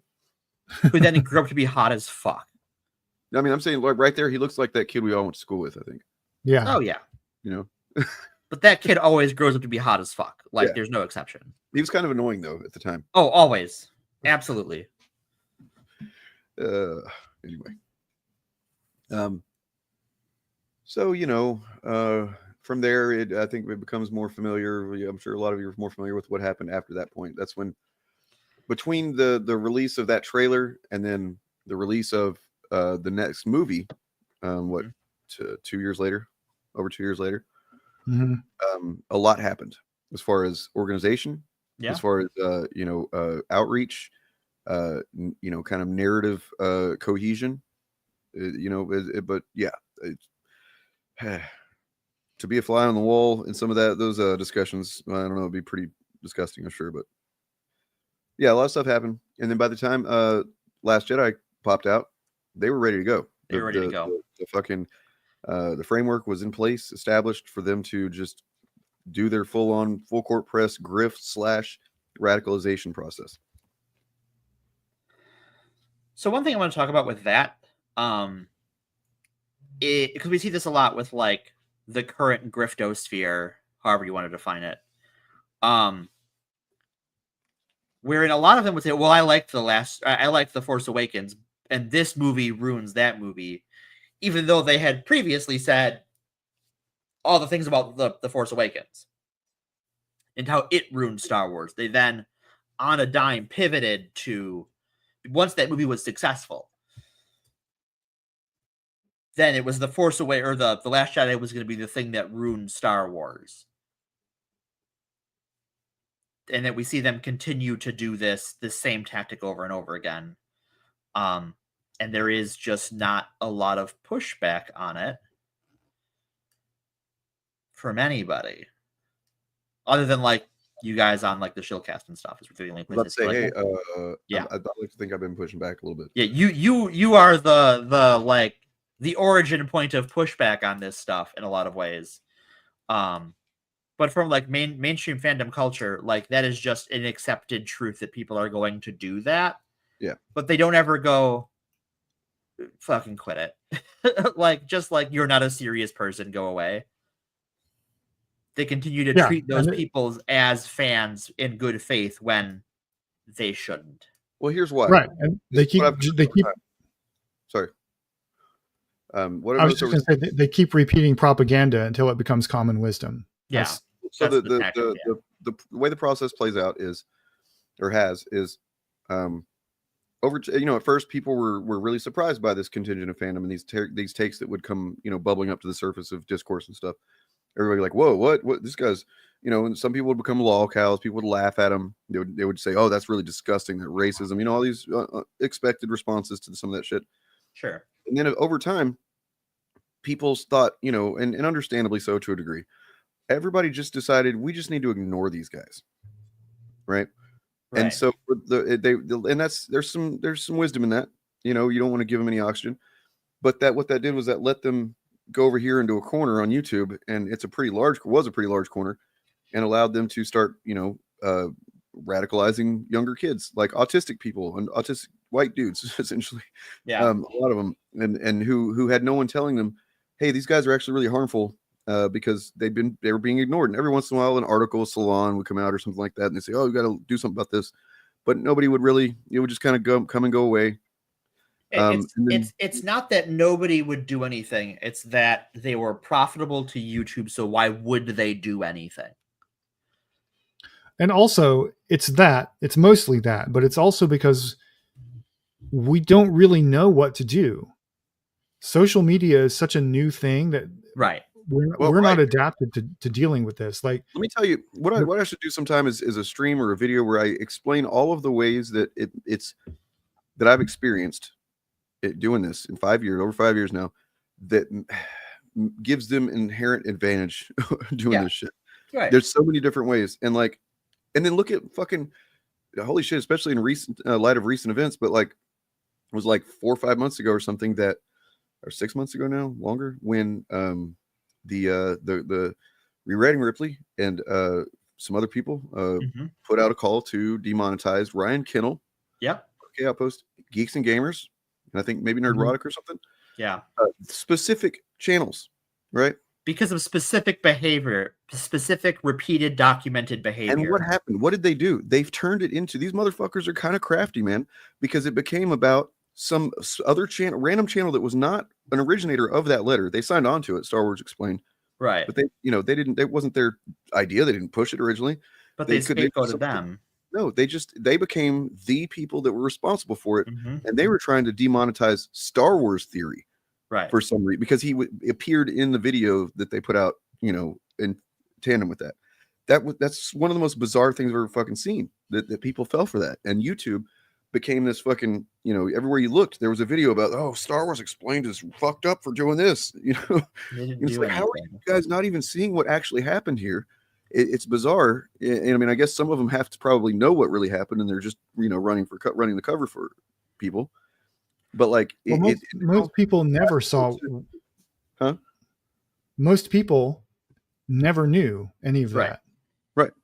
Well, fast forward to now, just a week ago, and these motherfuckers are throwing this Star Wars Theory under the bus and making him look like a fucking moron because he had a very moronic take.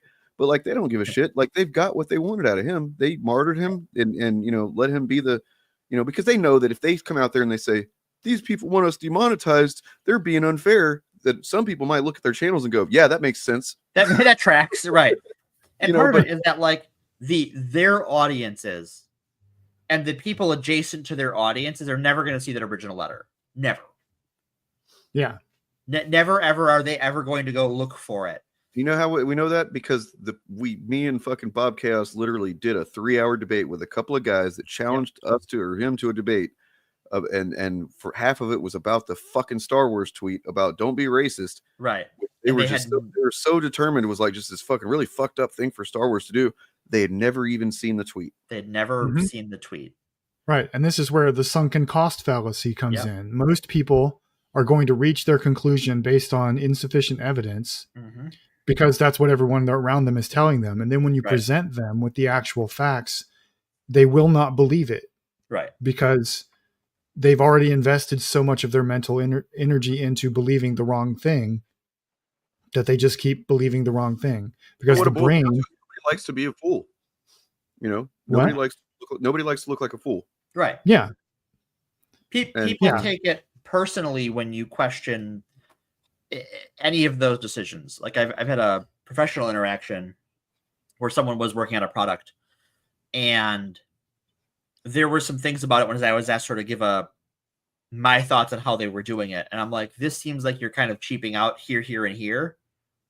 And like on an organization level, not this person, but like, I think the decisions the organization has made, the company has made, seem like they're cheaping out versus prior products. And they took that personally as though I was attacking the people working on that thing. I'm like, no.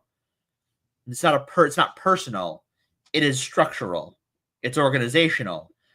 But because we identify, we internalize our connection to those organizations, whether it's Star Wars fandom or a YouTube channel or a business we work for, that we tend to see that as a personal attack.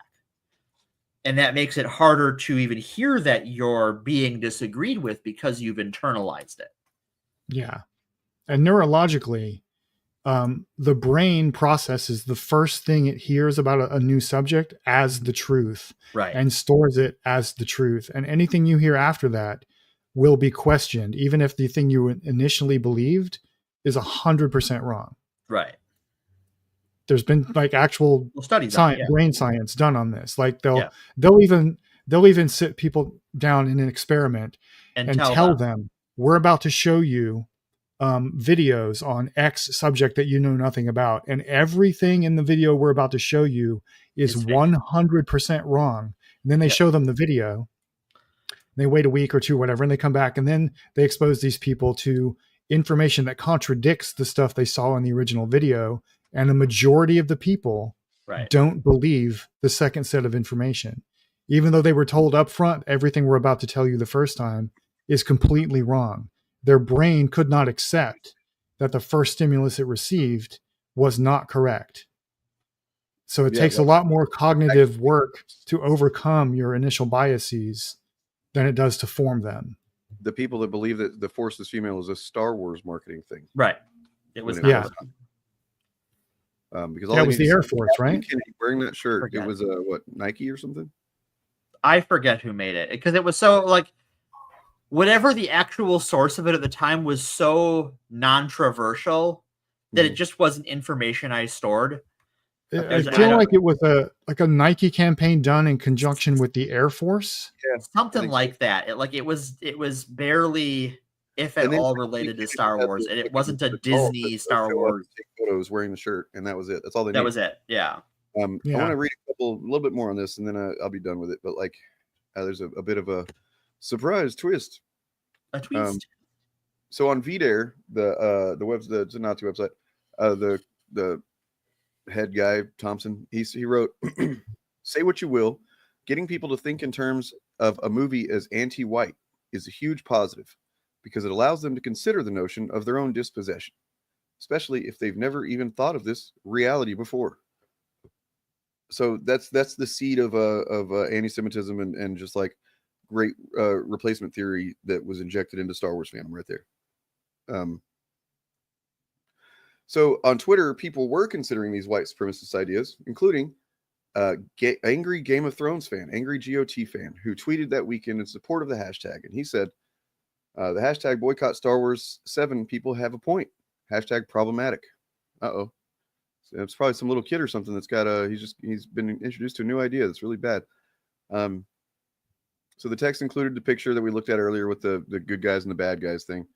The White Nationalist podcast and band YouTube channel Red Ice put the post on their website and said, it is open minds to the concept of white genocide.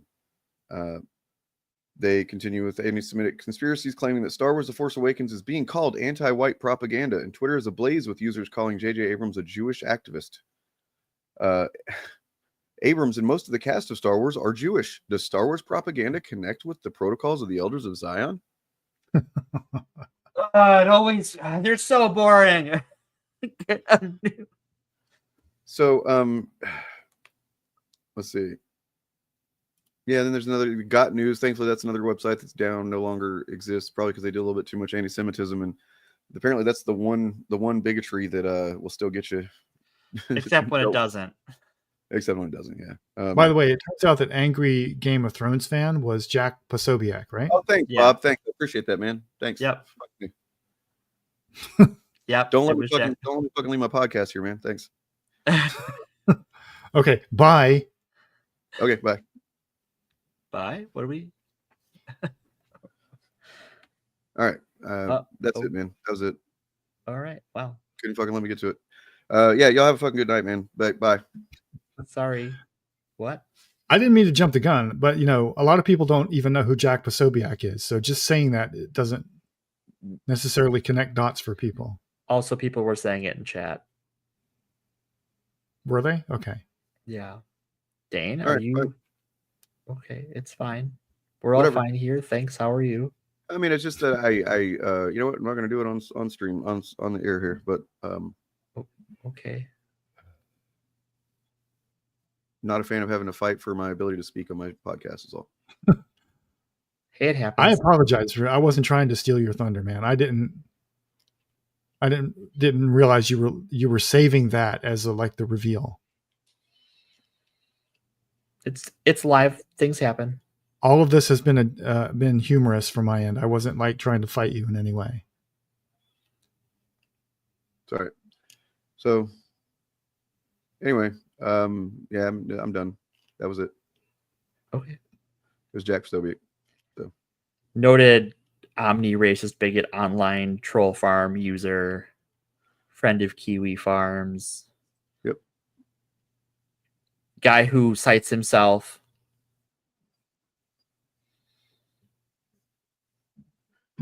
He is he's almost certainly end wokeness on Twitter. Yep.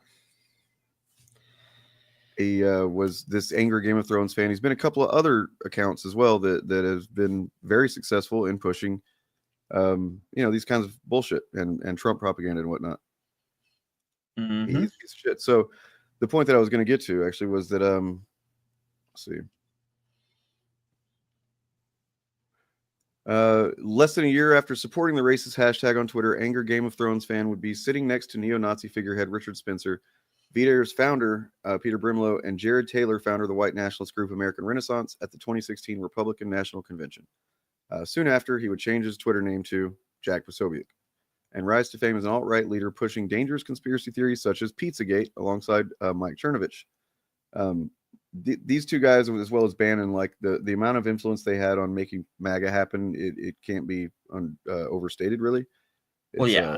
They did a lot. They laid a lot of groundwork, and they were clever to pinpoint the ways that they could exploit social media and the algorithms and stuff like that, and people's biases and everything to just make this shit popular. Sadly, I did not actually realize that they were at the 2016 Republican convention. Oh yeah.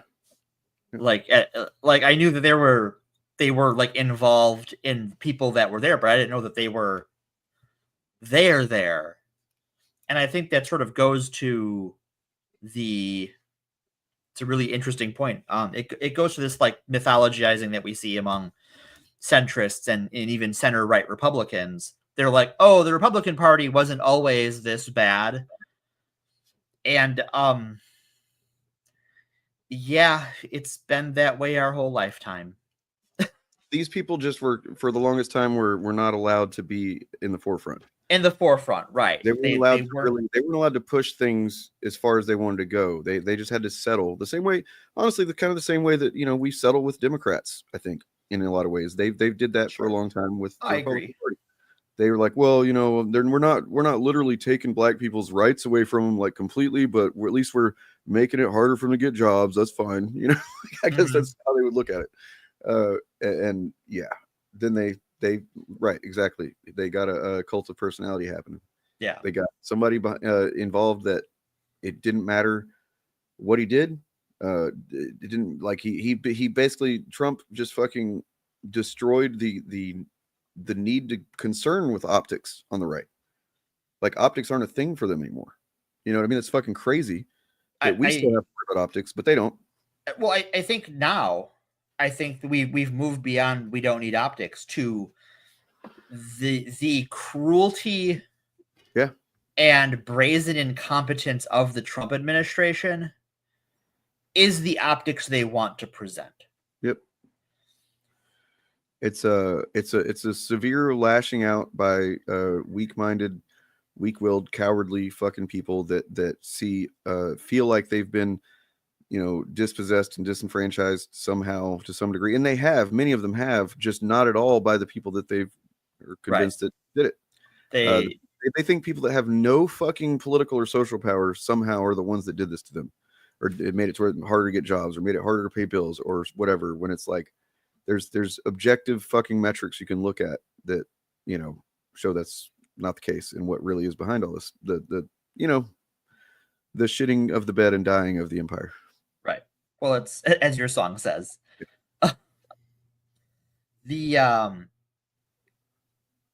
This whole cult, and this is addressed to our any Christians listening, especially people who call themselves Christians and identify as part of the MAGA movement.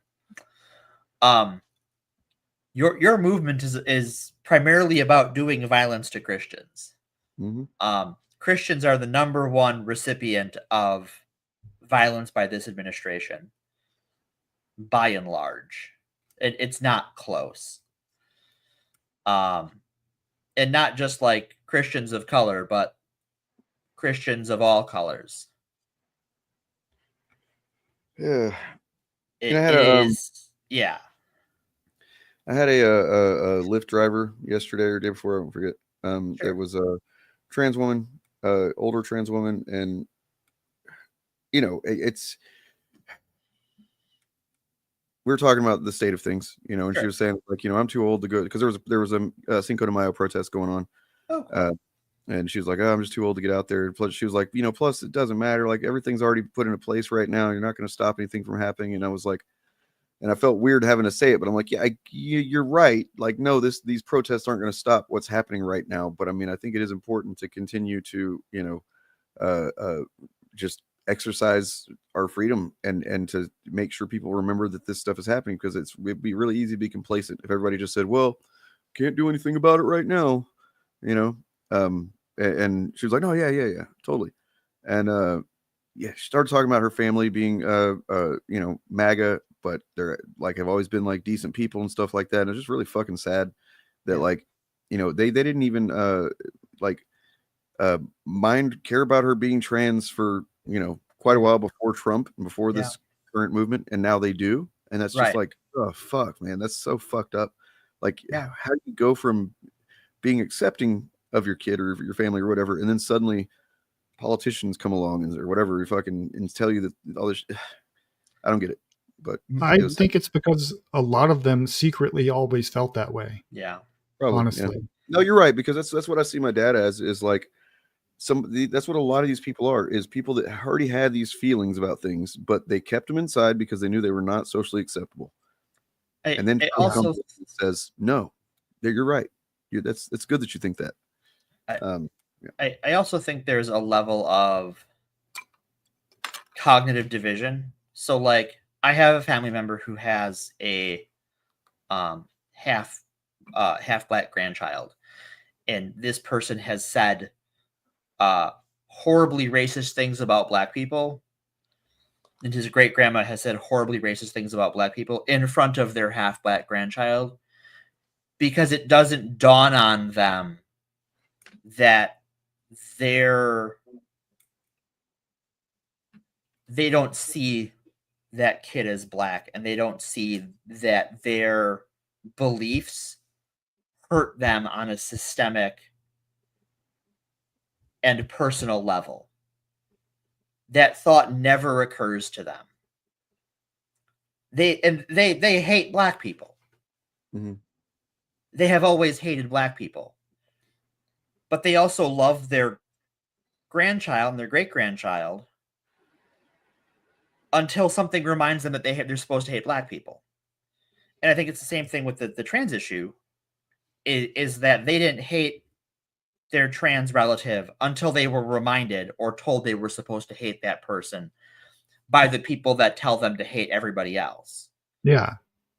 I think most Trump supporters had both things going on in their mind. Like there was a war going on between, if they have a trans kid or a trans grandchild, they're thinking both that this is some kind of weird perversion. Sure. It's just a phase. And they're thinking, wait, I shouldn't be thinking that way. This is my grandchild. I should support them. Right. And MAGA just tipped the scales in favor of the first one and told them it was okay to say that out loud. Well, and then it got socially reinforced by other people doing the same thing. I think what it was is it created an ecosystem that drowned every other noise out. Yeah. That I think that in the case of, like, I can't speak to this Lyft driver's relatives. I can speak to my own. They hear anti-black, anti-immigrant, anti-trans things every time they turn on a device. They see their grandchild once in a while. They see me even less than that. If you've never listened to right-wing like AM radio, I mean, that's not where they get their news anymore. But I mean, I did listen to it just because that was all that was on for a while when I was going to work really early in about like 2011 or so. It was during the Arab Spring. I remember listening to some of that and just being like, holy shit, man, this is fucking demented. And I wasn't even that politically aware back then, but like, yeah, that's the kind of shit that, to your point, they've been consuming garbage that's been, I made that timeline one time about Rush Limbaugh and all that's included in the Rewriting Ripley stuff. Like just the intentional push towards this unreality on the right, or at least maybe they think that it's a reality, that we're the unreality or whatever the fuck. I mean, I think there's a lot more evidence for the things we believe than there's. Well, reality has a noted left-wing bias. Right. But speaking of reality and unreality, I want to show this image that I made a couple of years ago on the 5-year anniversary of The Last Jedi. This is like the initiative have been together for a few months at this point. And, one of the things that we all realized, me and Turf and Bob, whenever we came together, was we all fucking love The Last Jedi. Right. And so we wanted to do a, celebration and like look back like 5 years later, what's the deal? And I put this image together and I think it speaks to this reality versus unreality. Mm-hmm. If you go on the internet in certain, especially in certain circles on YouTube and where various places, you're going to get a consensus that this movie it failed, that it's terrible, that everybody hates it. And none of that's true. Right. It's one of the most successful movies financially in history. I think it's still in the top 10. Last year there was for May the 4th, amusingly enough, there was a some news that was published out there that The Last Jedi was the most popular thing streamed that day. Right. Yeah, I remember that. Fuck yeah. Mm-hmm. That was the whole weekend, I think it said. Right. Yeah. So it was just this is not an unpopular movie unless you are poisoned in this ecosystem, where I think even us who know it's a good movie and know people like it are just used to being around people who hate it so much. It's hard to remember that sometimes that we have to come up for air. It's also the effect. It's like the Yelp effect of or whatever, where you will see, it's easier to see negative reviews of stuff. Yep. It is, it's a negativity bias. Mm-hmm.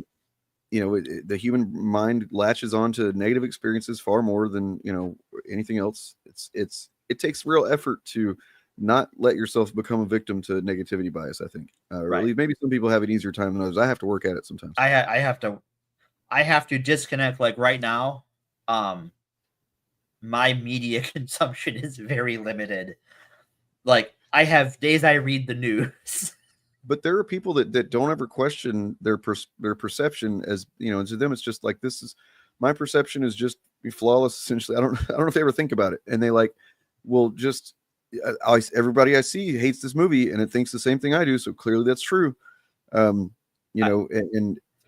It's you hear the truism, your perception is your reality. And I had a friend who is schizophrenic, and he is I can tell you firsthand, me more than anyone else, that's bullshit. Because my perception is very much not my reality, and that's the problem.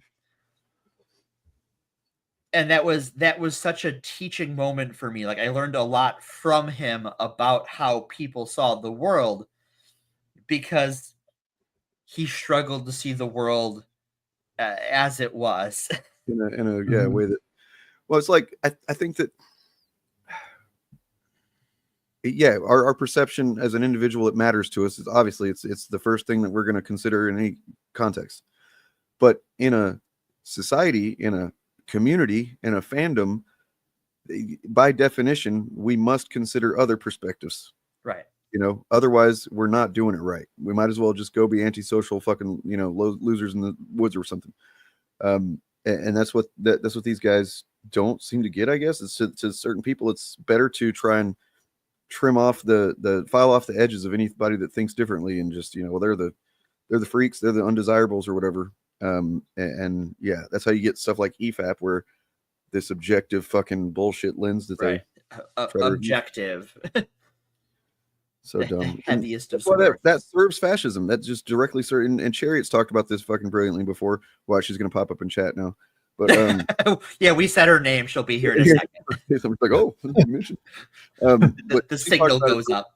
We have to say her name 3 times. Okay. Well, Bob, don't say her name then, otherwise she'll appear. The only reason I wouldn't want to is because I'm looking to wrap this up before too long, and I wouldn't want to do that to her. So fair. But yeah, she does really good work. I do have a point of comparison. Okay. From like fandom, but better. So yesterday in Milwaukee was the Pokemon Regional Championships. And it's basically like a 2-day Pokemon convention. And my spouse and I went for 1 day. Not to compete, but they have a bunch of side events and stuff and a bunch of other things to do. And everyone there likes different things about Pokemon. Everyone is there. It's like ostensibly for Pokemon. Pokemon's such a big thing, and there's so many different facets of it between different games and ways to play those games. There was no there's no one true way to enjoy it, and it was fandom without any of that gatekeeping that I've become so used to with fandoms like Star Wars or like Warhammer, where there is this one true interpretation. And it was the most like healthy fandom environment I have been in years. And that's something we should try to reach in our fandoms, is like, it's not about my version of Star Wars versus yours. It is about sharing our cool Star Wars stuff. Even if my cool Star Wars stuff and your cool Star Wars stuff aren't the same Star Wars, we all love Star Wars. And if we can't focus on sharing Star Wars, then it creates this environment for this fascistic bent to take over our fandom spaces like they have. But Morgan, Star Wars is a boy brand. Oh man, that's true. It's always been a boy brand. That's what we love about it, right? I thought it, let me, I'm just thinking back to watching A New Hope, or back when I saw Star Wars. Our first protagonist is a girl, and she guns down some people before she's shot. It has always been more than just a boy brand. She takes the gun from the hero and fucking, whenever he's not doing a good job of shooting bad guys, and starts fucking blasting. Right. She shoots them harder. Yeah, she shoots them harder and better. Right. Leia, outside of Luke, whose body count is in the millions because he blows up the Death Star. Leia's like interpersonal combat. She has the most kills of anyone in that movie. True. This is something I'm going to be talking about in my upcoming video. I also saw it when it was just called Star Wars. Mm-hmm. And my future MAGA dad and future MAGA uncles hated Princess Leia. They hated her because she subverted the right damsel in distress trope. She what is it they say? But Last Jedi did to expectations, subverted expectations. Subverted expectations. Yeah, she's a girl boss. Yeah, they went in expecting a traditional space opera movie where the woman is the damsel in distress who serves either as the trad wife or the sexual / romantic reward for the male hero who sacrifices everything to save her. And then that didn't happen. It doesn't happen, no. And had YouTube been a thing, they'd have lost their minds. They would have probably gone and made videos about how this was like bra burning feminism taking over science fiction fandom. And famously, there were no bras in space, so there'd be no bras to burn. Right. I picked that phrase because of that story. I figured you did. It so well with like the myth of the bra burning feminist with George Lucas telling Carrie Fisher there were no bras in space. So I want to wrap it up with a very quick video from Dyad and the Force. Sure. Probably, as far as like, I mean, definitely one of the best Star Wars channels. Like, they make me, when I watch their videos, I start to get a little bit more comfortable being a Star Wars fan again. Yeah, they're really good. They're really good. They have good discussions. They have responsible discussions. They handled this the stuff recently with Star Wars Theory and the grape incident, attempted grape. They fucking handled that like pros, like gentlemen, scholars. I would recommend subscribing to them. I'll grab their link. This is just a video where they address one of the common narratives these days that has definitely been bandied about by Nerdrotic and folks like that, where they try to use George Lucas's name as like the he's definitely upset now. He hates Kathleen, or I don't know what, you know what, they're going to dispel. I don't even know what the narratives really are. I just know that they addressed them here. And God bless them for engaging with this stuff, because I just can't do it. I can't deal with it. Like, after Rise of Skywalker, it's been really difficult for me to defend Star Wars for Star Wars' sake. So that's why, like, I'll focus a lot on Marvel and stuff like that. But Star Wars has always been there too. But I just kind of lump it in with Marvel because I can't do it from a Star Wars fan perspective. Oddly, I mean, I can, but it's harder, right? Yeah, like I was alienated. That's why. I think what's been interesting for me defending Star Wars, as you pull this up, has been, I am definitely a bigger fan of the EU than I am of the current canon, but I can defend the current canon from the point of the EU. And I can enjoy, like, I have taught myself, because so much of the EU is not very good, to just take the Star Wars I enjoy and enjoy it, and take the Star Wars I don't enjoy and put it over there until I get to it. Right. And that is the normal person response. Right. When people went to see The Rise of Skywalker and saw, oh, Palpatine's back now, a majority of people just went, oh, Palpatine's back now. Okay, where are we going with this? And that was it. Yeah. That was it. That was the extent of their objection or engagement with that controversy at all. Yep. I kind of, I'm definitely not going to say that I see where they're coming from, but I mean, I get the genesis of the feeling that some people must have had with The Last Jedi that sent them down a path, right? Because I've talked about this before, but first viewing of it, opening night, I don't remember. Maybe it was the moment that I don't remember exactly when it was that just I realized that, like, I had this creeping feeling for the movie up until this point, and then something happened in it where I was just like, what the fuck is happening? This is a weird, like, it suddenly hit me that this was not anything like I expected of a Star Wars movie, right? What was happening in The Last Jedi was not at all what I would have ever expected in a Star Wars film. Mm-hmm. I didn't dislike it, but it was just making me uncomfortable in a way. Mm-hmm. You know what I mean? Like, and look, I mean, when it comes to music and stuff, some of my favorite artists are bands that when I first heard them, I was like, oh, what the fuck is going on? This is weird, you know? And then it's like, because it was challenging me. That's what it was. Mm-hmm. It was challenging me. And I fucking said, well, wait a second. Let me explore this feeling. What's going on here? Let me try and wait, see this out, see it through, and see what they're trying to do here, and think about it for a while, instead of just go with whatever uncomfortable or weird feeling I'm having at first and just say that means I hate it. Right. And I think that's the thing right there, is that some people don't want to challenge themselves to grow or to see things that they've known, or appreciated their whole lives as in a different way. They only want to freeze it in carbonite and fucking put it over in the corner and keep it that way. And I've somebody who I want to evolve my understanding of things, my relationship to media and stories. And if I can no longer grow with something, then I'll just stop engaging with it. But man, after The Last Jedi, I was so fucking hyped that I was like, oh, this is it. This is what Star Wars fucking needed to do. You know what I mean? I was so excited to think that this was the turning point, and I was going to get to enjoy more Star Wars forever, basically, because they figured out that they had to pivot. They had to do some things differently. They had to break some rules or some norms or whatever in order to continue being, relevant, telling new stories and stuff like that. And yeah, that's why Rise of Skywalker was so fucking disappointing for me. But yeah. People just my point was sorry. Go ahead. Well, sorry. I was what I was going to say was that was my point, was you had a lot more invested in it than the average moviegoer, because you're a Star Wars fan. Right. Most people who go to Star Wars movies are just casuals. And for them, that would have been like an esoteric debate.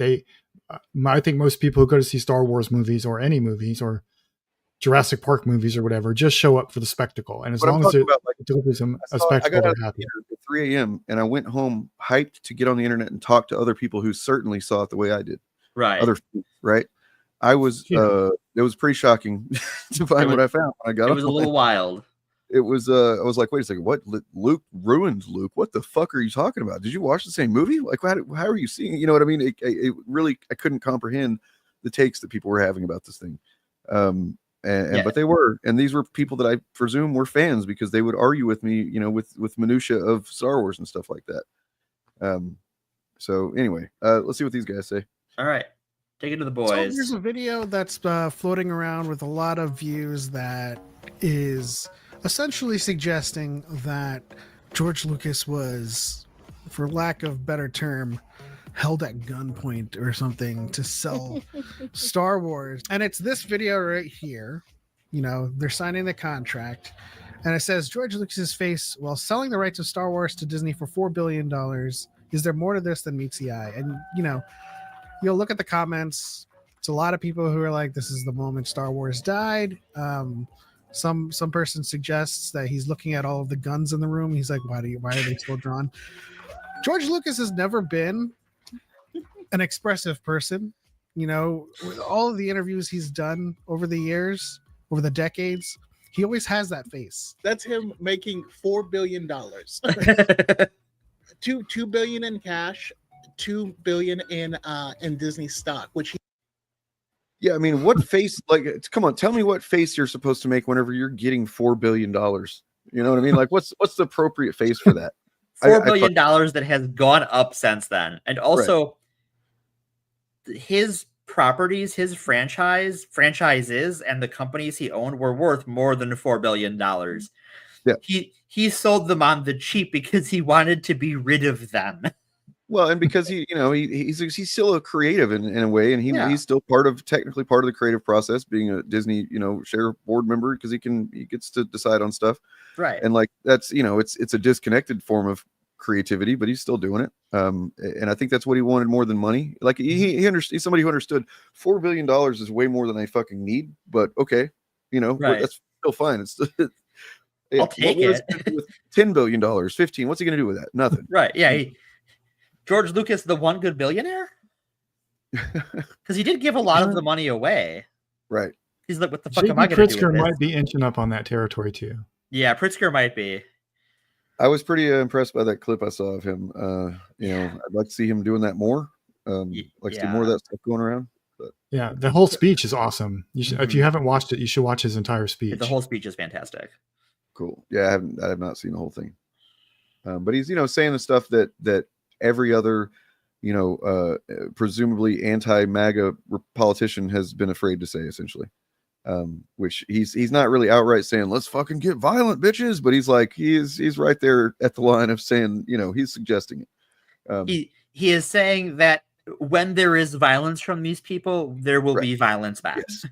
Which is, I mean, hey, that's fucking revolutionary language as far as we've experienced in the last several years. Yeah.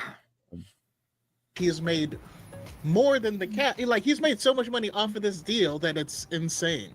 Yeah. And we wanted to kind of correct the record and put it out there on the internet to live forever, because it's just sad how many comments are on this video of Chuds letting the grifters and the hatred form their own opinions. They're the sheep of the other herd. And, we have the video here right now. I made the decision to sell the company, the Star Wars. I made that decision because I looked at the future. I looked at the fact that I was going to have a baby. I looked at the fact that I was married. And I looked at the fact that I wanted to build a museum.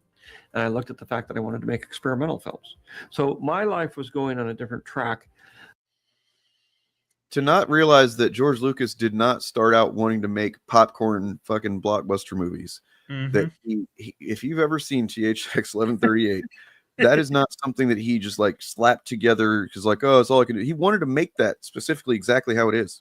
He made it twice because he made it as a college film where it was low budget and shit. And once he was George Lucas, he was like, "Nah, we're fucking." He's a fucking weirdo. He's a weird brain guy that just happened, and and that's what Star Wars was too. It's just that it got edited into a movie that became consumable by Marsha Lucas. She said, "Well, this is a piece of crap, George. Let me make this something that you can watch." She fucking cuts it into a decent narrative, and then oh shit, what people really wanted that. They wanted exactly this apparently, and it makes a shitload of money. And then capitalism does its thing and scoops him up and scoops up all his ideas, and go along with it. Fast forward, and I think probably realized that he didn't really he can't complain about his life, I don't think, but he probably at some level realizes he didn't live the life that he was kind of thinking he was going to. Right. You know what I mean? As far as creativity and everything. So he's trying to do a little bit of that. And I did not know that he had a baby this fucking age. That's crazy. Yeah, he did. It's wild. Imagine me and George Lucas's kid. Just like wasn't he like 70 at this when he sold? Yeah. He's he had a baby at 70? That's pretty dope. Wow. Yeah, George is married to a black woman, yeah. All right. Which is probably another, like, they would never talk about that. Whoa! We'll never talk about that. He's got a DEI wife. That's what they would say. That's what they would say. But they can't say that because he's too useful to their narrative to, prop him up as the, the creator, the originator. Like, essentially they treat every fandom and every IP as if the creator of it is God. Right. You're disobeying God if you do something against it, right? And that speaks to what was called fundamentalism. We haven't heard the term fundamentalism from you in a while, then. You got to bring that back. Yeah, that's Bob's thing. Oh, that was my word. That was your word. And I don't use it nearly enough. Both of you need to get on that. Just to show that, actually, I think it was me talking about it, not Bob, but I do have a clip where I talked about it and referenced Bob being the one that turned me onto it. I noticed the last few movies that I'd made were costing the company a lot of money, and I didn't think that was fair to the people that worked there or the company.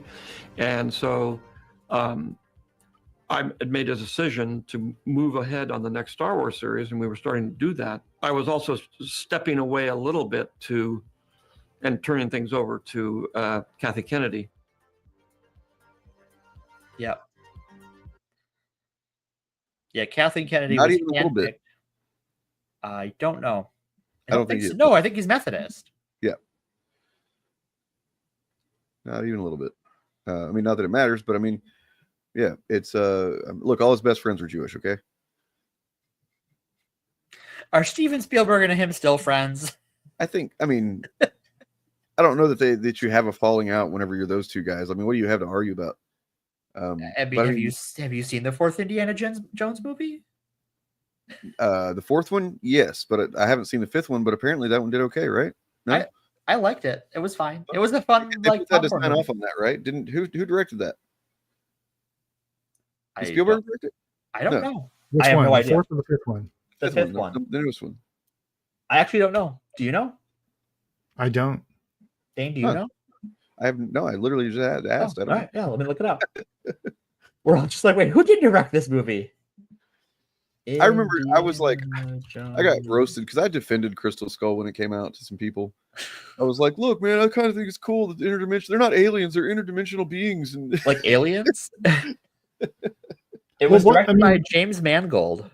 It would be fine if it's fine that they were aliens. It's the fucking gold. It's like pulp adventure fantasy fiction. What's wrong with that? Was it like exactly that it was aliens? Isn't my problem with that movie? It honestly, it's just like Shia LaBeouf's whole character.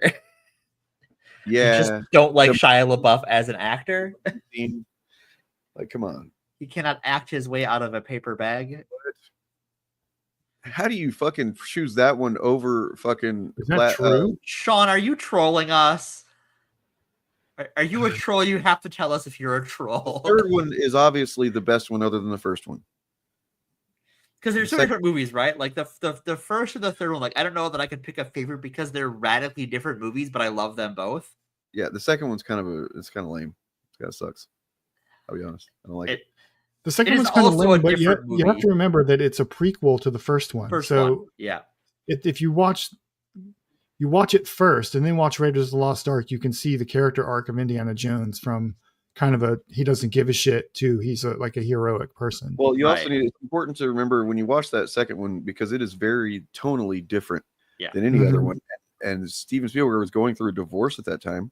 And he has acknowledged that he was in a bit of a dark headspace. That explains some things. So, yeah, he was turning things over to Kathleen Kennedy before. Yeah, I can't. These things aren't even secrets. These are not information you can't find or something. Like, it's out there that she was hired. He brought her in before, and not because she's some woman and she's getting DI, because she was a massively successful movie producer before this. For all of those Spielberg movies that were successful before. Look up her filmography. She's amazing. Yeah. before. It's I mean, Jurassic Park. Yeah, just the producer of Jurassic Park, just that little indie movie that never went on to do anything and isn't like my spouse's special interest. Yeah, there's like several elements of that movie that are just like, oh, gross racism going on, man. Yeah, Temple of Doom is the embarrassing uncle at Thanksgiving dinner. Oh yeah. But yeah, like basically with Kathleen Kennedy, any iconic movie you've heard of for the last 45 years, she was the producer. So I will read a selection chronologically. Gremlins. Well, for her executive producer, and then there's a bigger list for producer. Gremlins, The Goonies, Back to the Future. Hold on. Who Framed Roger Rabbit? Did she do Gremlins 2? Because they put a chick in it. Gremlins 2, Back to the Future 2 and 3. Let's see what else do we have here. So, the Flintstones movie. Okay, not everyone can be a winner. Jurassic Park: The Lost World. Indiana Jones and the Kingdom of the Crystal Skull. Okay, look, her 2010s, like there's a reason she went to work at Lucasfilm, was to save her from working on some of these movies. Yeah. But as a producer, we have E.T., Empire of the Sun, Hook, Jurassic Park. Last Airbender, really? Yeah, The Sixth Sense. AI, War of the Worlds. Star Wars The Force Awakens. Star Wars The Last Jedi. All right, Star Wars Rise of Skywalker. You know what? Not your finest moment, Kathleen. Also an associate producer to Steven Spielberg on, what was that movie? What is Raiders of the Lost Ark. Yeah. Nobody saw that. Nobody saw that movie. And certainly not this other Indiana Jones and the Last Crusade. Yeah, it was lame. Just a little movie no one's heard of. Well, I mean, it makes sense that they would downplay those because those movies are not friendly to Nazis. Yeah, Nazis don't want to talk about Indiana Jones movies for some weird reason. You know, we didn't have time to really get into it, and I've talked about it before, and I really should just make a video about it. But like, I actually get it. If somebody didn't like The Last Jedi because of how, like, you know, it is explicitly, I mean, maybe not explicit, in some cases explicitly, but definitely implicitly anti-fascism and anti-Nazi even. If you haven't heard me talk about the crate sequence and the cave and the crystal foxes and what that seems to have been inspired directly from. Yeah. It's pretty awesome whenever you learn about it. I haven't seen really anybody talk about it, but there's an article in it's like a history kind of blog or something like that talks about I don't think Rian Johnson's confirmed it at all, but seems pretty clear that there's a direct it's an adaptation of an old story that involves a group of people on the run from some authoritarians that are trying to hunt them down and wipe them out, and they find refuge in this cave with a big wall and at the entrance or whatever, and they're kind of stuck in there. They don't know how to get out because the fascists are out at the gate. And then suddenly there's something about a crystal fox, and it leads them to a hole in the cave where they can escape out the back or whatever. And that's what happens in the movie. And the Jews. The people were the Jews that were running. Yep. So I think another thing that they like, Star Wars has always had this problem in its fandom, like even some of the non-fashy parts about like there's a weird obsession with bloodlines. Yeah, and the whole like Rey nobody democratization of the Force is something that those people like went insane over. Even if they weren't out and out fascists, it certainly pushed them towards that camp that like, wait a minute, you can just be like a person with the Force. Even though most people we see in Star Wars who have Force powers are just some asshole with the Force. Yep. I mean, look, if you decided to go full bloodline matters to the Force thing, then look, it's almost as bad as just being basically a Nazi is that you're pro midichlorian. Okay. I wouldn't want to be fucking caught dead being nobody wants to be pro midichlorian. So cringe twice on you, sir. All right, let's finish this off.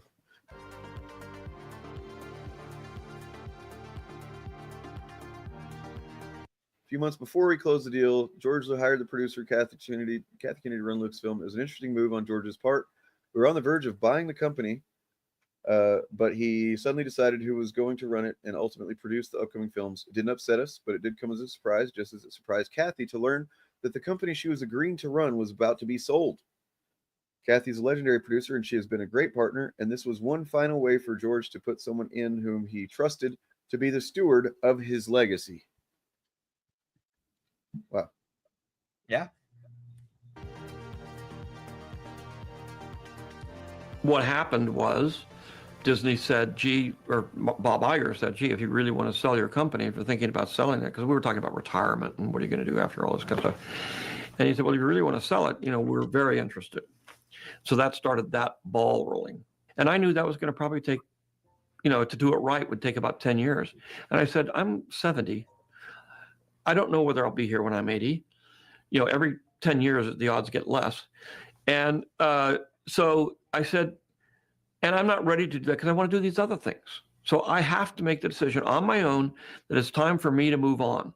So it wasn't like they were taken away from me. He wanted to live his life. He was gonna, he was gonna have a baby. He was gonna have a family, and he wanted to be a part of their lives. And a lot of what he talks about building a museum and doing experimental films didn't track with staying with Star Wars and doing new things with it. The other thing is, by the way, you can read a book. It's called Ride of a Lifetime. It's like a memoir from Bob Iger. And it actually chronicles this whole time period from the perspective of Bob Iger. And it was George who came to Bob. They were actually friends before this. And George had decided that Disney is the company he wanted to sell to. Like, this isn't like no one made him do it.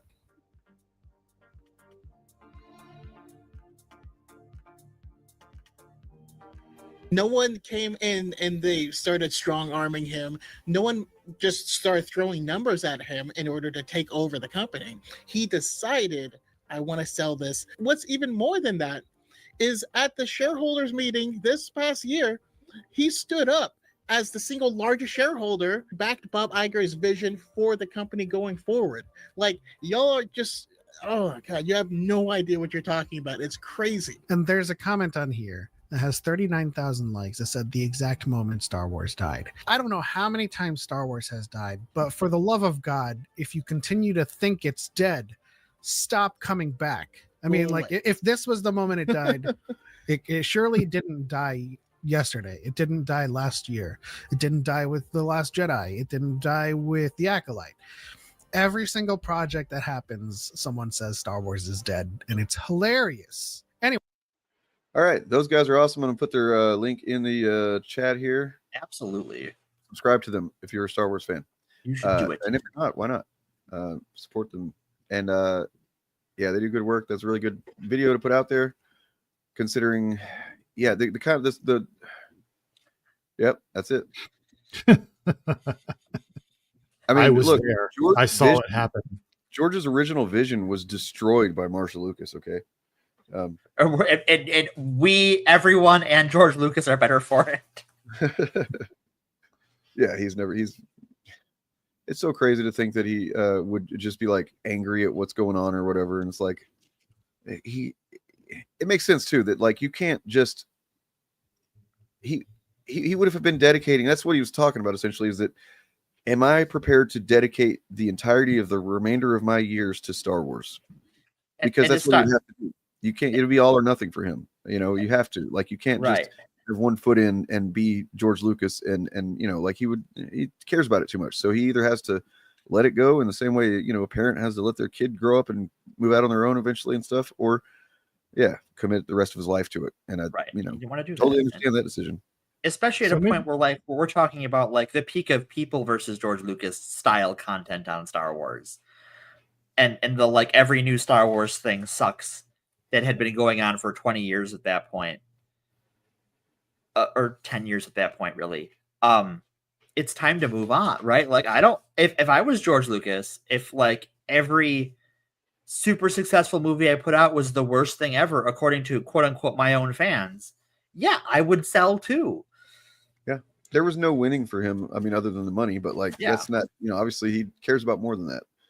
Right. And I think that like the thing we, that often gets slept on with George Lucas is that like Fox agreed to produce the movie, but part of that deal was that he got to keep the rights to everything, especially for the merchandise, and they just had distribution rights. And that because he kept all of the IP except for that distribution rights, that is what made Star Wars so big, was because it was under his ability to license things out and parcel things out. So that way you had things like the toys and then the video games and the role-playing games to all of these different companies. George democratized Star Wars in a way. Like he made a profit, he made billions of dollars on it, but like he did that by letting everyone make their own Star Wars. Mm-hmm. Maybe one of you can answer this for me. I don't know if it's true, but I heard somewhere, I got the idea in my brain that it was George Lucas's idea to make the protagonist of the sequel trilogy a woman. Do either of you know if that's true or not? I've like heard before that. he sold it. I don't have any verification of that. I don't know. I've heard that before, Okay. but I don't know if it's true or not. Yeah, I don't know where I heard that up, but it's been like stuck in my brain for years now. Yeah. I mean, it was clear that he wanted to make Leia more active, especially, I mean, even in the first movie, but as the trilogy went on, she was more active as the one of the action people. And so like, it would make sense that decades later, he'd given it enough thought to go, you know what, we just need to have also, of course there was also Finn was, one of the protagonists. I think they put both of them, pushed them both forward. I don't know that they even knew at that point which one was going to be the lead. Maybe they did. I don't think so. Be co-leads. Nonetheless, I do want to, before we get out of here, I want to mention, first of all, I apologize, Bob, for snapping at you earlier. No, don't worry about it. And then, so just don't make it happen again. Sure thing, boss.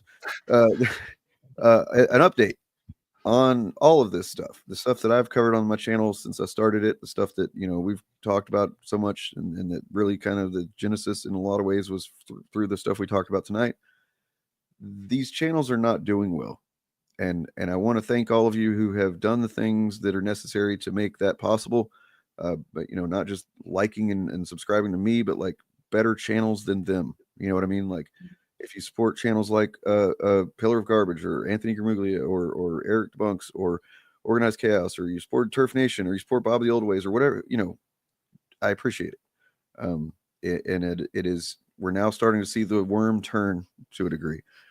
Doesn't mean that it's over. Doesn't mean that it can't just suddenly reverse back the other way. But it is notable that this is the first time that I've seen this happen, where we're growing. Like, not by leaps and bounds or anything, but like considering that, I've been kind of stuck in, within 7,500 or something subscribers for several months now. And I'm suddenly up. I think I just looked earlier, it was something like 140 or something in the last week or two. That's substantial for me, Yeah.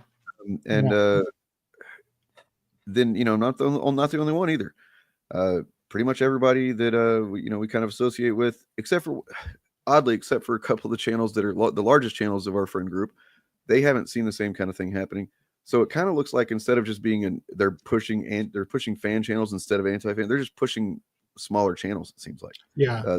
I was going to say that too, because I think I've been seeing a lot of tiny channels in my suggestions that I've never heard of before. And there are videos with like 100 views.